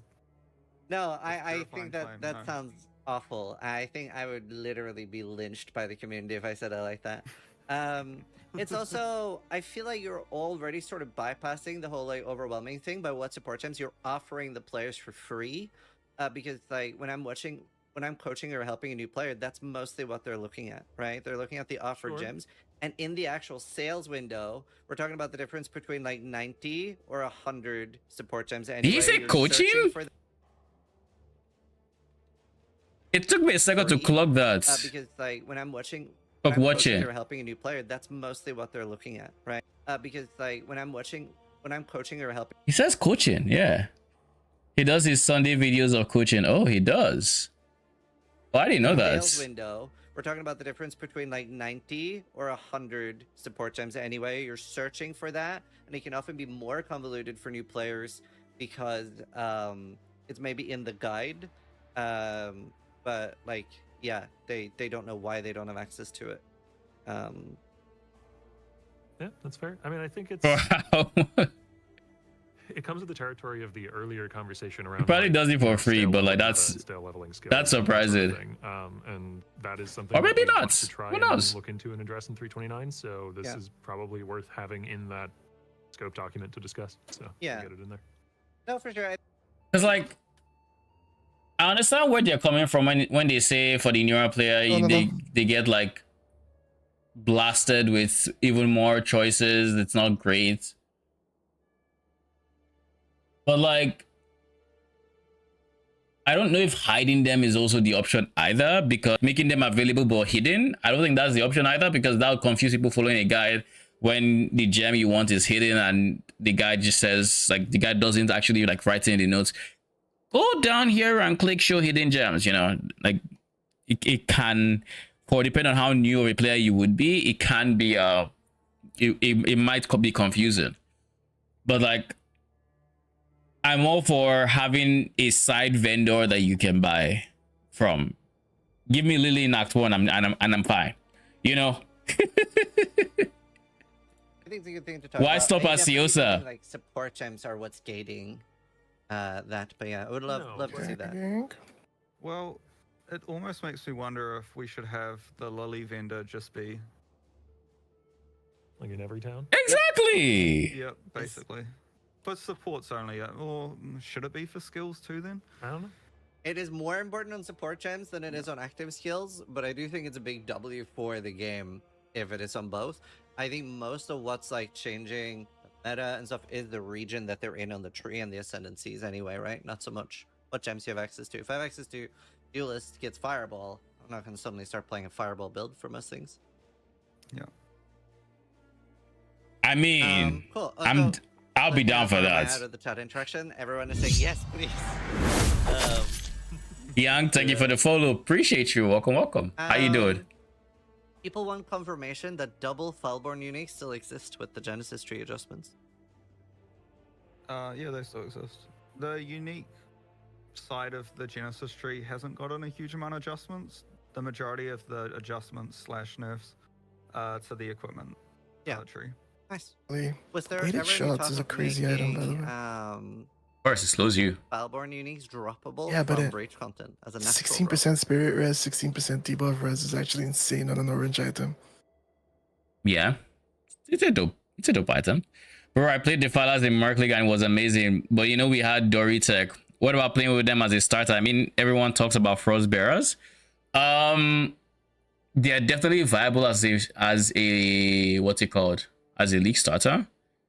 If you want, you can go Frostbearers and then transition into them on the high budget, because like on the high budget we still go Doriani. It's just now you have to solve the Doriani downside, unlike with your Merc League where the Merc was just removing all necessities for solving that. So you can, like last league, and you can check my update videos and whatnot, you can actually see my progression. I league started Wretched Filers, so basically day one I got Wretched Filers. I was the person that practically supplied the community with it. It was good. It's not as high damage, as high single target damage as Frostbearers, But what they lack in single target damage, they gain in synergy with lightning-based zombies and skeletons. So it's not a bad feeling whatsoever. And then by the time you get to Dark Monarch, then there is a bit of a gap between Frostbearers and Defilers, because again, Defilers aren't as good as single target. They aren't bad, but they aren't as good. Frostbearers are just insane for single target. And then when and a high budget, of course, you have Doriani, so like there's no gap anymore. Defilers are just as good as single target and even better on wave clear. I think Frostbearers are kind of clunky and slow. You won't hear me disagree. That's what I'm gonna say. I don't like how they can target an enemy with a projectile, and then the enemy moves and suddenly no damage was actually done. That pisses me off every single time I run them, which is why I don't like running them. Whenever I run them, I go fast approach, just because I feel like it's annoying otherwise, and that's obviously a suboptimal damage link, but like it's so annoying. So yeah, I agree. Try Defilers from the beginning. Yeah, you go Slave Drivers in Act 5 when you're trying to, actually no, you go Slave Drivers after you pick up a Reverberation Rod. Before that, you're going Harry's Watch. And honestly, you can keep Harry's Watch. It depends on how repeat the league mechanic is. Last season had a very repeat league mechanic, so Slave Drivers just didn't work in the campaign. But because yes, they are on the squishier side, but Harry's Watch are very, very tanky. Then you use these minions until end game, whichever of the two you go, and then you switch to Slave Drivers until you get Defilers. And you get Defilers once you can afford to go into a Nightmare map, Abomination specifically, because Abomination is guaranteed to have, guess I should say it was guaranteed to have Defilers.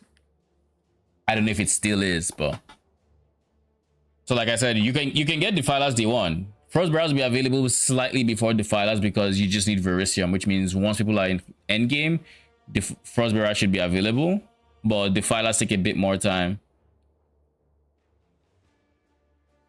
Yes, I have the info on my POBs. Just check the notes section. It would have the description on like when you're swapping and stuff like that. Like for like when to use Slave Drivers or Harry's Watch, when to swap out, stuff like that. And it would be in the in-depth video. But you can, like I said, it's in the notes section, so whichever you prefer. They do sort of drop, as in they all drop from the chest that you find in the high fortresses. Just easier to get. Are drivers still used in the end game? So Slave Drivers are used until you get Defilers, because they are lightning spells and they actually do decent damage. They're just squishy, so it's kind of annoying to use them, and they're obviously way less DPS than Defilers, but it's the best alternative unless you want to go Frostbearers. It's so bad to play. Yeah. You don't want to play Doriani without the conversion. People have mentioned using Doriani with Eyes of the Great Wolf and then going Lethe Shade and all of that, but I don't like the idea of that, to where you run into a Mana Siphoner and suddenly Uber Boss music starts playing. You know, I don't like the idea of there being a modifier that is as common as it is and will insta give you, you know. I don't like that. So yeah, I think the full conversion is very important to play the Doriani version. You're back or you AFK? I'll be back. All right. And I think the breach bosses also have a decently high chance to drop them as well. But what they about don't drop killing from, normal like, monsters? in world? Wait, say that again, sorry? What about from like killing normal, like say you're doing an unstable breach and you're killing the 3 rares or a bunch of the normal monsters? Not currently, but I guess you could, maybe it makes sense to add it as like a small chance to drop from Veron So when you do the wild boss in the map, could be something that we iterate on with the Atlas Passageway as well. But yeah, not currently in 328. Could you bring us the path? I think a good gear build would be pretty expensive, right? If I'm not wrong, Hellman Shield was higher price on last league. So the things that were, I'll pull up the POB so I can go through the things that were surprisingly expensive and things that were actually not too bad. But some things ended up being very pricey and even pricier.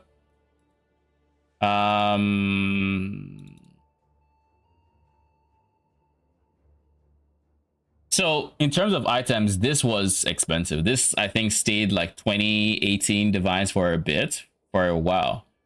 The helmet was expensive and then became cheaper. I'm pretty sure I got this helmet for like 6 or 4D, something along those lines. Like it wasn't break the bank, but it wasn't too cheap either. Then Doriani was obviously cheap. Unetol's Val is Unetol, so I feel like last league it was only cheaper, so it was sub 10D, it was like 8D, so it wasn't as bad as it usually is. Obviously these two rings are these two rings, however much it'll cost. I think I got mine for like sub 10D, but that's not always the case. Mage Blood is Mage Blood, and then the real expensive the real expensive things here were like this, because this and this was very expensive. Once Gazi switched to Defilers from Frostbearers, this exploded. Like I remember looking at this. I don't know if you, some people in chat might actually remember this. I looked at the price of this. I had slightly enough currency to get it, but it had been dropping all like for the past like 2 days. So I'm like, you know what? I'm going to wait until tomorrow, because I didn't feel like I wanted to liquidate yet. It was like 2 a.m., 3 a.m. and I was like, I'll just wait till tomorrow and I'll make the decision. I kid you not. I wake up in the morning and this shit has doubled in price, if not almost tripled. I fucking kid you. I'm like, what happened? And as soon as I saw that, I knew exactly what happened, because I went straight to Gazi's stream and I saw Defilers and I was like, fuck. As soon as that happened, oh god, I remember that shit. That shit pissed me off. But yeah, this was expensive, and something that became stupidly expensive. I don't fully remember why, but it became stupidly expensive was this. This Impossible Escape also became like, all of a sudden I was sitting on a gold mine with this guy, like 40 divines plus, I think, if not more expensive. Like it was so ridiculous how expensive this got. And I remember Baylor Mage mentioning a build that was the cause of it. I just don't remember what build that was.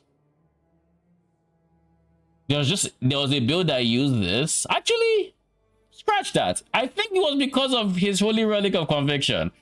That might have been the build that used this Impossible Escape. I could be wrong, but I remember there was a very popular build that used this Impossible Escape, and because like I bought this for not that much, but then it blew up in price once I was done with it. Why is the shield so much? I've never used it. So this shield, the reason it's so expensive is that the shield itself is not that expensive. It's a boss drop from Katarina from Betrayal. The reason it was so expensive is because there are different roles that it can have. They're different like variants, and it's an unveiled item. So you get it and you can unveil, I think it's 1 mod, or is it 2? I think it's 1 mod you can unveil. So depending on what you get, that is what makes it expensive or not. So it's not too common of a drop from Katarina, and then there is a 1 in like 8 chance or like 1 in 9. I don't remember the exact rate, but like there's a decent chance you don't get the one you want. So that's why it ended up being decently expensive.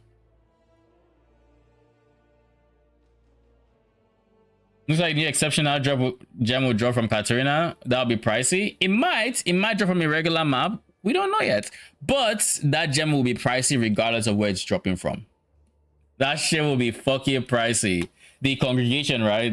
I can't even imagine just how expensive it will be, simply because I can't think of a build. Maybe I can't think of builds that wouldn't use it, but like 80% of the meta builds would want to use it. Every single build that uses a support Spectre would want to use it. Full Spectre builds would want to use it. Builds that use Dark Monarch will probably want to use it, depending on like how it interacts. There's like so much. So it's so useful.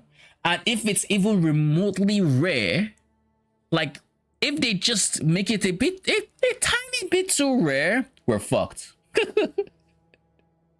70D plus. I want to say it's unlikely, but it all depends on like how common it is. If it's a rare drop from Katarina as an example, we're fucked. That's GG. That gem becomes an aspirational item. I wouldn't be surprised if that gem is designed to be an aspirational item. It's that good.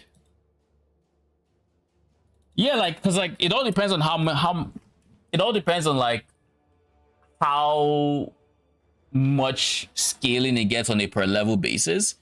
Because if it gets more than, because the level 3 already gives 30% more.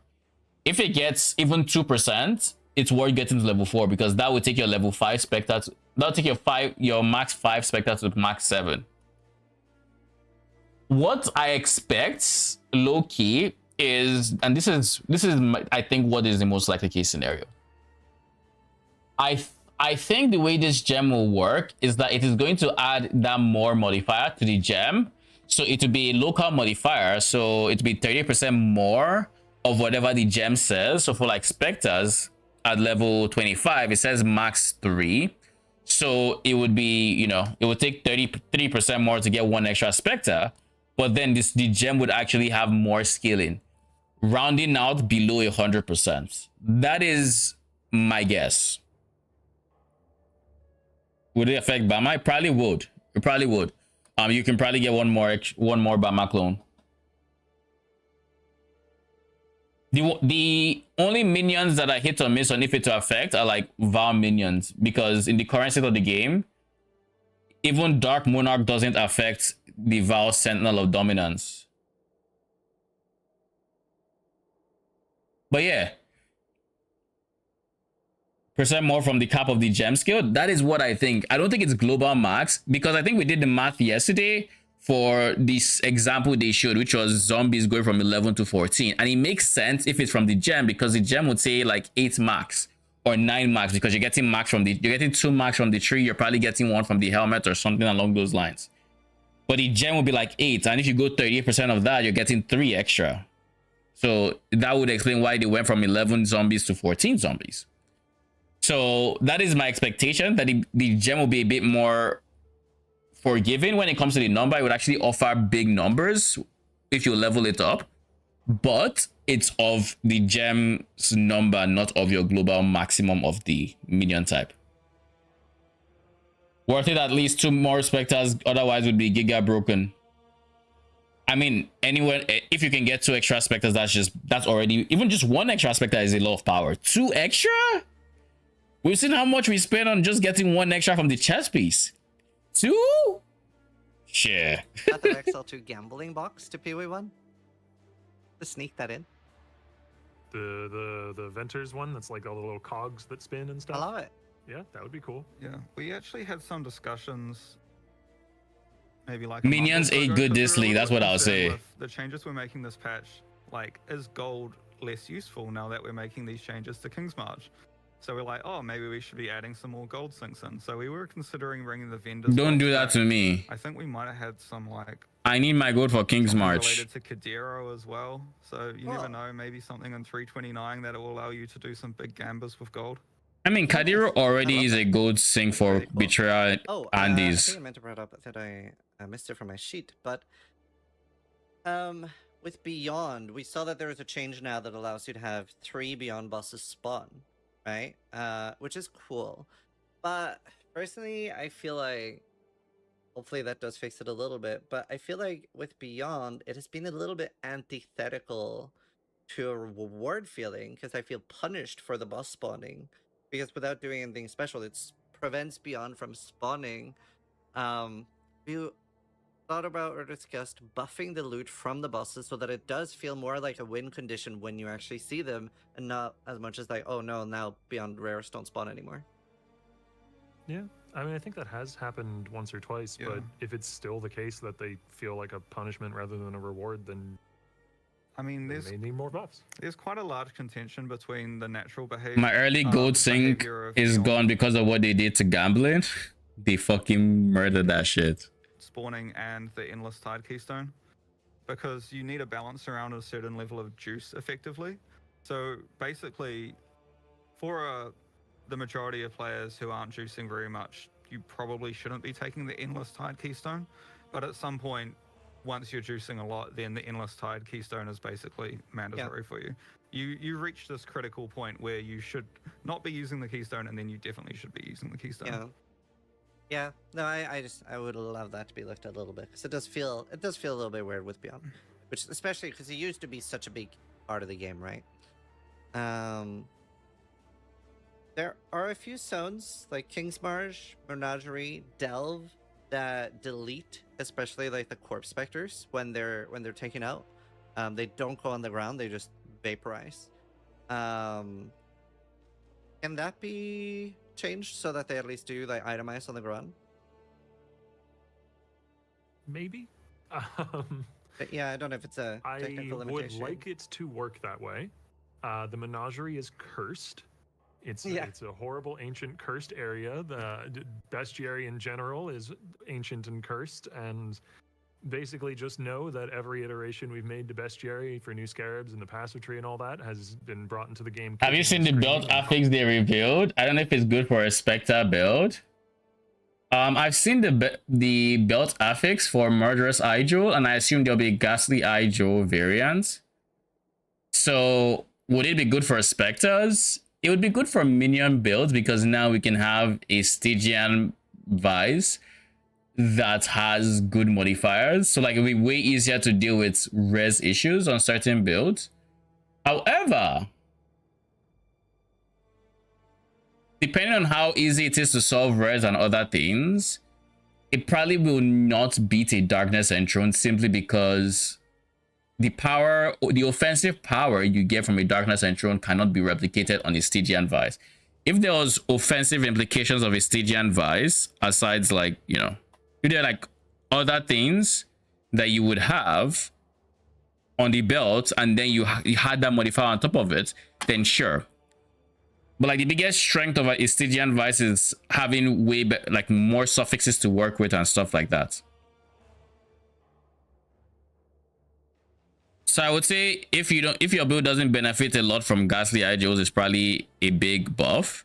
If your build does and you didn't have many suffixes or you had like really tight suffix pressure, it's a big buff. If your build didn't care about suffixes because you had so many res that you didn't care about, like, you know, there was no suffix pressure, then you still go Darkness Enthroned.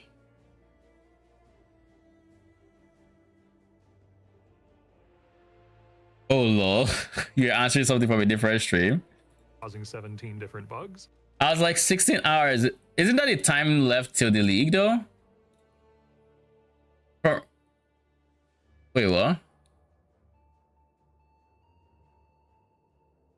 Oh, they released the GGPK? Have they?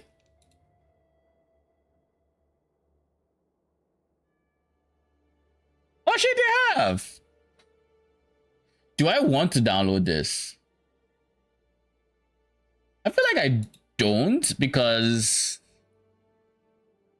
I don't. So here's the thing. My internet is a bit cursed. GGPK. It's a torrent file of the meat and potatoes of the patch tomorrow. So basically, the GGPK is like the main bulk of like the game. So you're basically re-downloading the game essentially. And when the patch goes live, if you download the GGPK through torrents today, then all you have to do is click updates or click the game. It would verify the files, and then you're after a small download, if they have like client changes because it doesn't have the actual client file, you're in. Whereas if you don't download it, then you have to update. But the difference is when you update the game, it's not downloading GGPK from scratch because it doesn't need. It's only going to download the updates versus downloading the entire game again to replace your current game. Does that make sense? Yeah, so if you have slower internet, it's really good because you can download it all through the night and yada yada yada.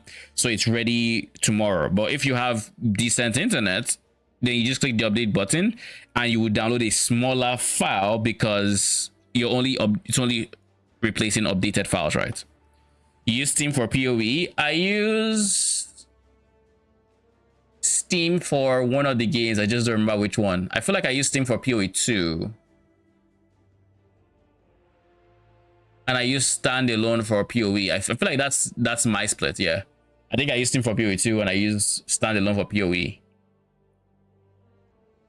So yes, I would like to do that. As how much more damage do you think the filers would get from just +4 levels from that change 81 to 85? I mean, how much more damage?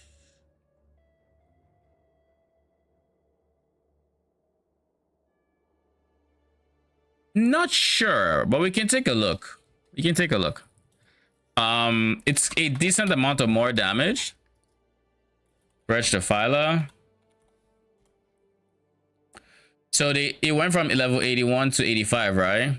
So 81, it's doing 2.2k to 5225 damage. So quick maths. This is ignoring lucky and all of that because that complicates the calculation. This I guess we could just minus it, right? No. This plus, geez, 5225 plus 2239 divided by 2. 3732 is the average damage. I'll type this number so I don't forget it. 3732. Cool. Then it's going to an average base damage of this, which is now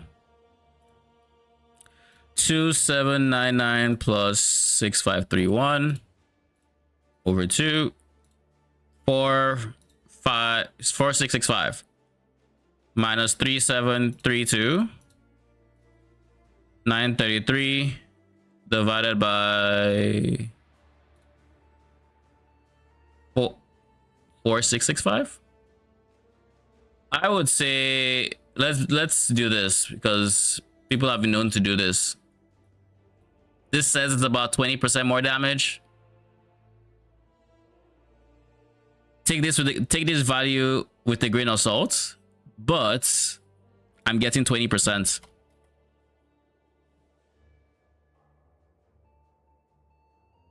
But that sounds about right. That actually sounds about right. So yeah, it's a very healthy damage boost. It's not an amount that you just gloss over, you know. It's actually very noticeable because each level for these fuckers gives a lot of base damage. Where is my damage? I mean, they had to make the strong even stronger. It's just the way it is. To whether it's worth, you know, the hair that will be torn out of a poor programmer's head for trying to go back and make Menagerie do something different, we'll see. Well, yeah. It was definitely like a jarring thing. It's like Spectres I haven't played that much Spectres lately, and it was vaporized in Delve. Cool. Vendors in the campaign did get changed somewhat recently, like 6 years ago, 5 years ago, to where they do not refresh their entire inventory on level up, but instead remove some items and add some items. How do you guys feel about that? Is that something you'd potentially change? Yeah, personally, I don't like it very much. I have had frustrations with it. I just haven't thought about it in a while. So yeah, I'm of the opinion that we should go back to what it used to be, where it's very clear when an item will be rotate in and out. because I think I was like looking for a specific quiver-based type in Act 2, and I kept on going back level after level, and it's like none of the quivers are refreshing. Yeah.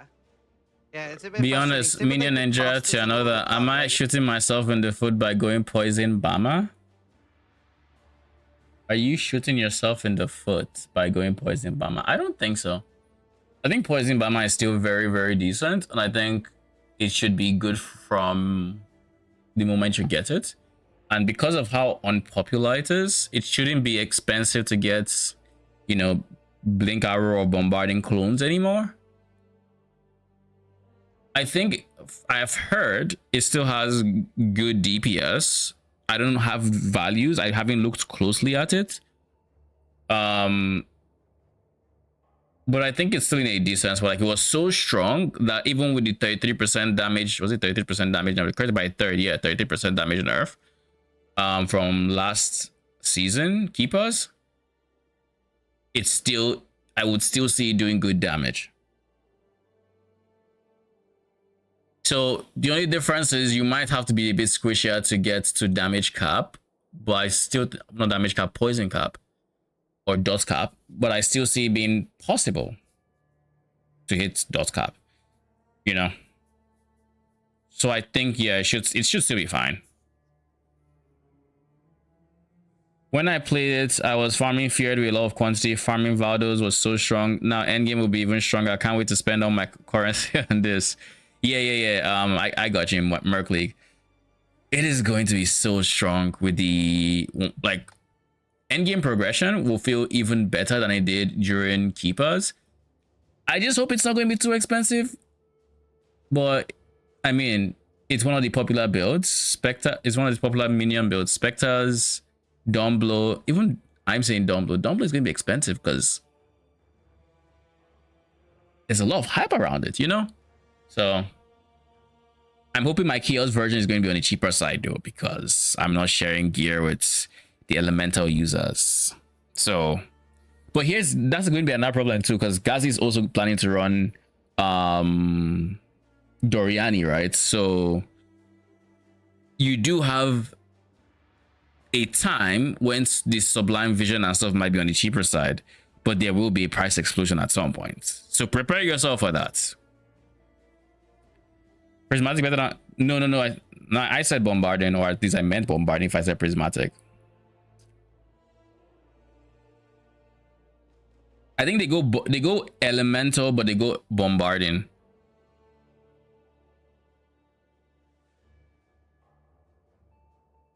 It's just when you go elemental, you're going to use prismatic and you're going to use bombarding. And I think you only use prismatic on single targets because they don't share a max limit, something like that. But with chaos, I don't think prismatic clones can actually do damage, so you're just stuck with the bombarding clones. You just go blink arrow of bombarding and then mirror arrow of prismatic, or vice versa. You switch them. Yeah, pretty much.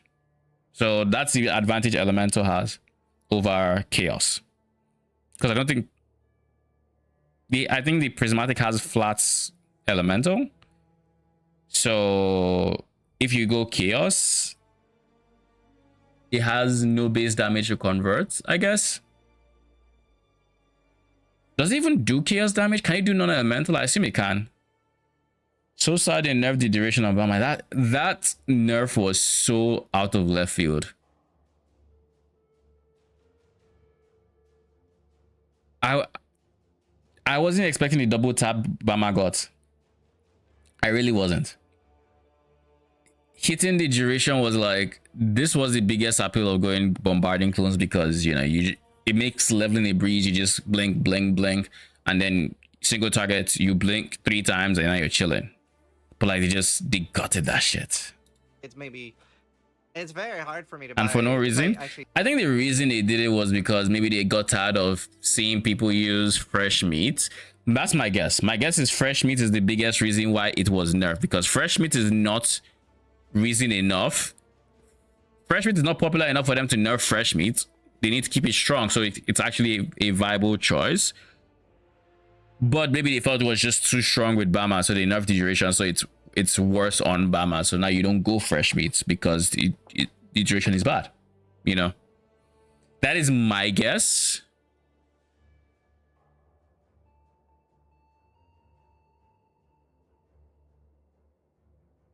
Fresh meat wasn't popular on the end game, or do you mean like Bama? You do see an item during leveling, and it's like, wow, that's actually a good item, but it's like 4 alchemies or like 2 chaos, and I'm like, I don't have that in Act 2. Bama wasn't too popular, but it had already gotten through multiple seasons of being kind of busted.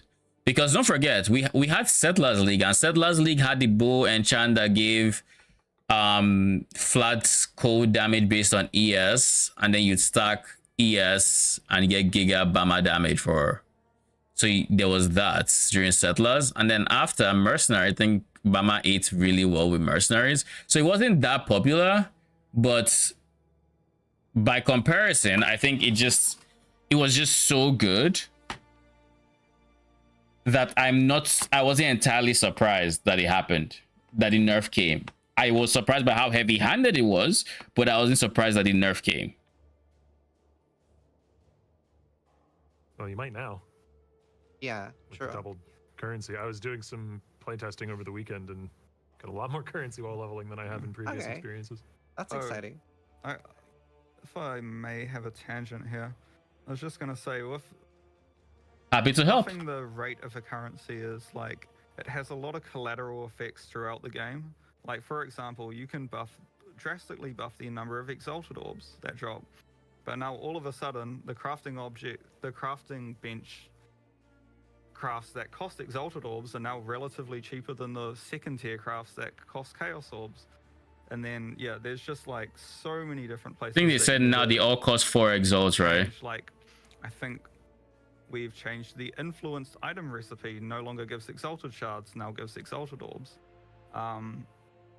The gilded fossil, the chase outcome used to be an exalted orb. I think I might have stealth buffed that, so maybe gilded fossils are now better this league. Wow, that's Might not that's be a big giving an change. exalted orb anymore. What's a gilded fossil even do? A lot of subtle things throughout the game might end up feeling quite a bit different this league because of these like few small changes to currency weights. Those are huge changes. Those are pretty big. Wow. Sell more to vendors? Swedish guy wants to know. Oh, yeah. Wretched Defiler. Oh, so basically you use it on an item and the high rule would be you sell the item for an exalt? Maybe that's what they mean by the...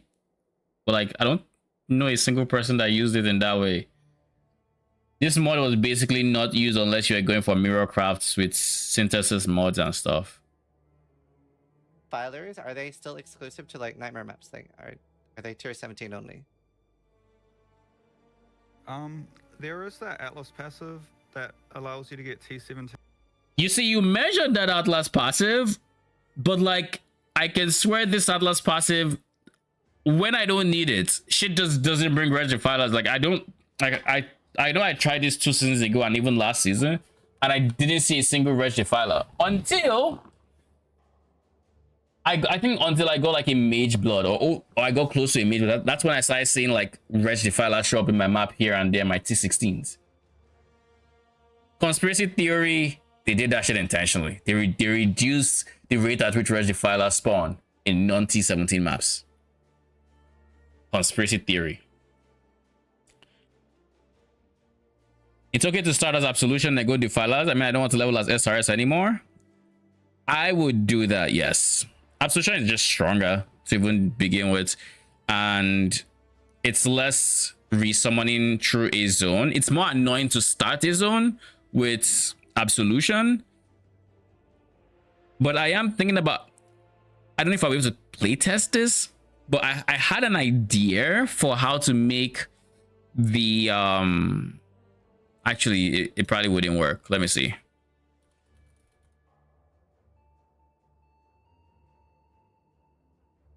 Yeah, it could work.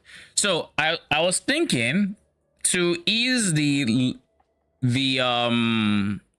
summoning process, because we don't get spiritual aid for a bit. and we don't get spiritual aid for a bit, and killing those first few minions can be annoying because you don't have damage. I was thinking of using Holy Relic as a possible way to circumvent that, because this triggers when you hit an enemy with an attack. Now, with the new debuff durations, and Dumblo would find this free. Easy. You don't even need spiritual aid, most likely, for this guy. But for Absolution, we would have to find a way to trigger this to ease that summoning process. Or you just try to get zombies sooner rather than later. That way, they would be the ones to kill the enemy that you've applied the debuff to. Because that is like the biggest pet peeve I have with Absolution, is that Act 1 to early Act 2, it kind of feels like getting those first few is a bit of a pain because you don't have the DPS minions to DPS the enemies once they are debuffed in that 1 second duration. But now that it's 3 seconds, it might not even be a problem anymore. Like, genuinely might not be a problem. So this leveling guide I have for Dumblo is something that I'm going to be keeping an eye on. I'm going to be, using myself. But there's definitely 2 routes to go with it.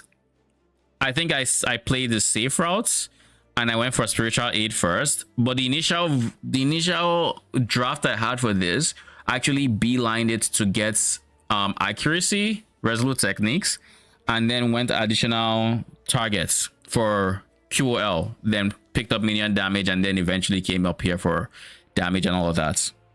So I think this is the safer option, but I will probably not be leveling this way. I will probably be beelining it for the quality of life, because I would be testing out Holy Relic, and if it feels good, I will update this to have Holy Relic in Act 1.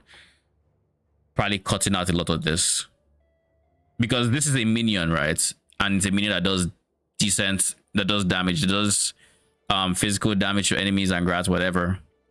Does it say how much damage it does? It doesn't say. But yeah, for Dumblo, it should be very, very, very, very helpful.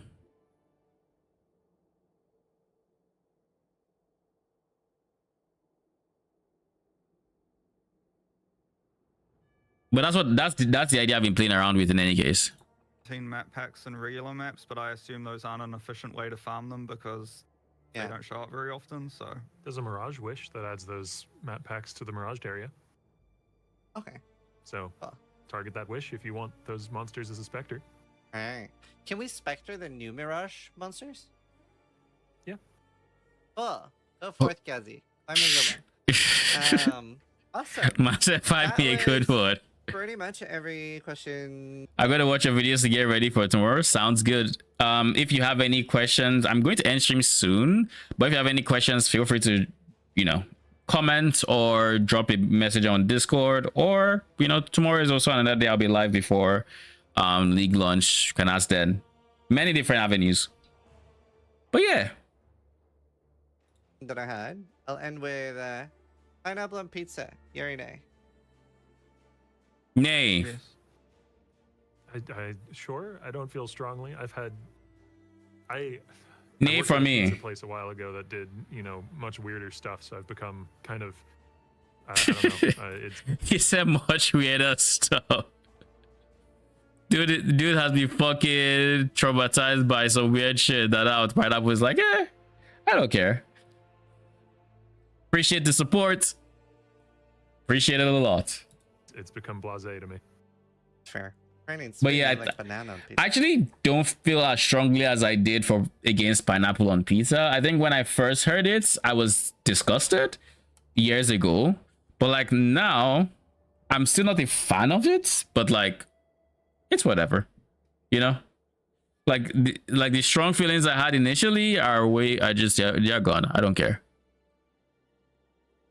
I just wonder who decided they saw the tomato meat dish that is a pizza, and then they decided that putting a pineapple on it was a good idea. I wonder what mad lad did that. Something? Yeah, that I'm not as on board Never with. tried that. Wait, Banana what? on pizza. Oh no, Yeah, no. not as on board. Never tried that. What am I playing, Yeah, my man? favorite that we made was I don't pork and know. mango. That was very good.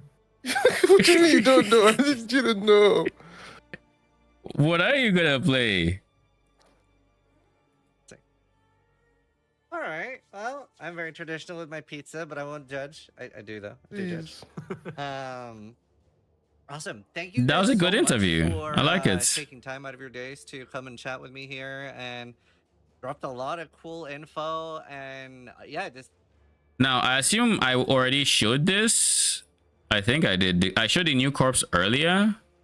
Is there any teaser I am forgetting to show that I saw during the day? Oh yeah, in case you guys didn't see it, this is a thing.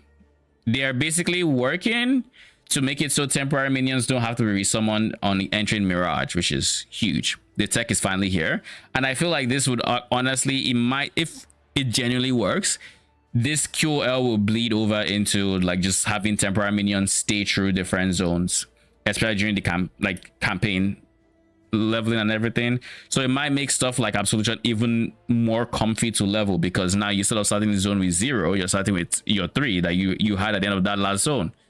You know, so this is a change I'm very happy that they are looking at the very least, even if it's not ready on launch. You know, very excited about this. Even though I don't care, I don't think Dumblo will be particularly like a pain or anything to summon in a Mirage zone, because of the fact that we have very good attack speed. We're coming from our minions and stuff, as well as we have support minions to actually kill them. But this is, again, I'm happy with this change. I think that was like the only other thing I hadn't shown yet. There is one more, and it has to do with this guy. Return to top, bug fixes, there. The Guardian Sentinel of Radiance no longer, I mean, this was already old, but this is the new one, because now it persists between areas. So once you summon him, so long as he does not die, he is going to be permanent, essentially. I don't know if I feel like this might not mean he spawns on login. You might have to summon him initially, but once you summon him the first time, dude ain't going nowhere. But anyways, I think that is gonna be it. Those are all the teasers I remember them showing that I was kind of hype about, and that was a really good interview. Really liked it. Lots of good information there. There was also the ZiggyD video. I watched it. I don't think I have the time to go through it, but also very good.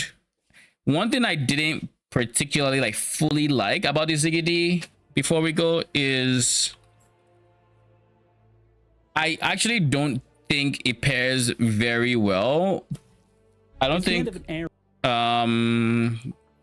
the Holy Strike minions pair very well with additional targets, because I think he does get it, and it doesn't look like Unwavering Crusade node for some juicy. It looks like they still swing around the same area, and it doesn't like hit those extra targets. Like, they don't move out of their way to hit. I think they just swing. So I think regardless of additional target or not, you're still going to have to make your swords swing. Grab the Unwavering Crusade node for some juicy free anger, hatred. That being said, I think Static Strike will probably be a very good sword. Actually, no, you have to use Holy Strike to proc the minions attacks. I don't know. That I didn't quite like. I was hoping that targeting additional targets would be very would make them, you know, also deal damage to those guys, but it doesn't look to be that way. Yeah, he played Holy Strike, and I'll link the video for those who are curious. It shows Holy Strike because he played Holy Sweep, but he played that for like a zone or two. He barely played it, and I'll put this on YouTube as well for those who are watching over there.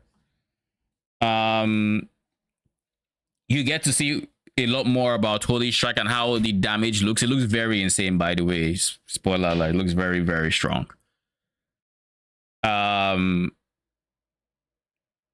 Holy Strike, Holy Relic, and Zombies. I mean, it's not a bad plan. I'm going to be using Holy Relic, that's for sure, with Dumblo. And I'm probably going to be adding that to the guide. I just want to be sure that Holy Relic fits well. Because it's going to be centered around... The damage is going to be around me as a player because you're going to be hovering around me. But like, I don't care. It's easier summoning and it's free regen. It's something I've been playing around with the idea of for a while. So we'll play test it tomorrow. And if it feels really good, it went up on the guide on the leveling setup.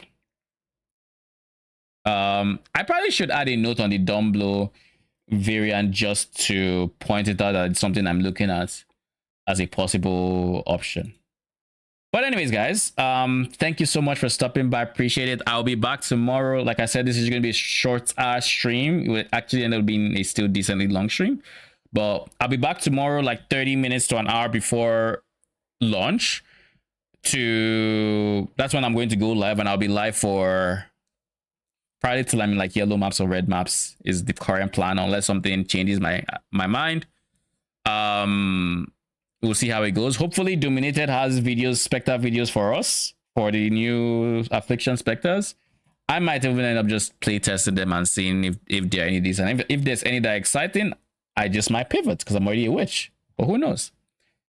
But yeah, I'm gonna see you guys tomorrow with league starts. Thank you, and have a good night.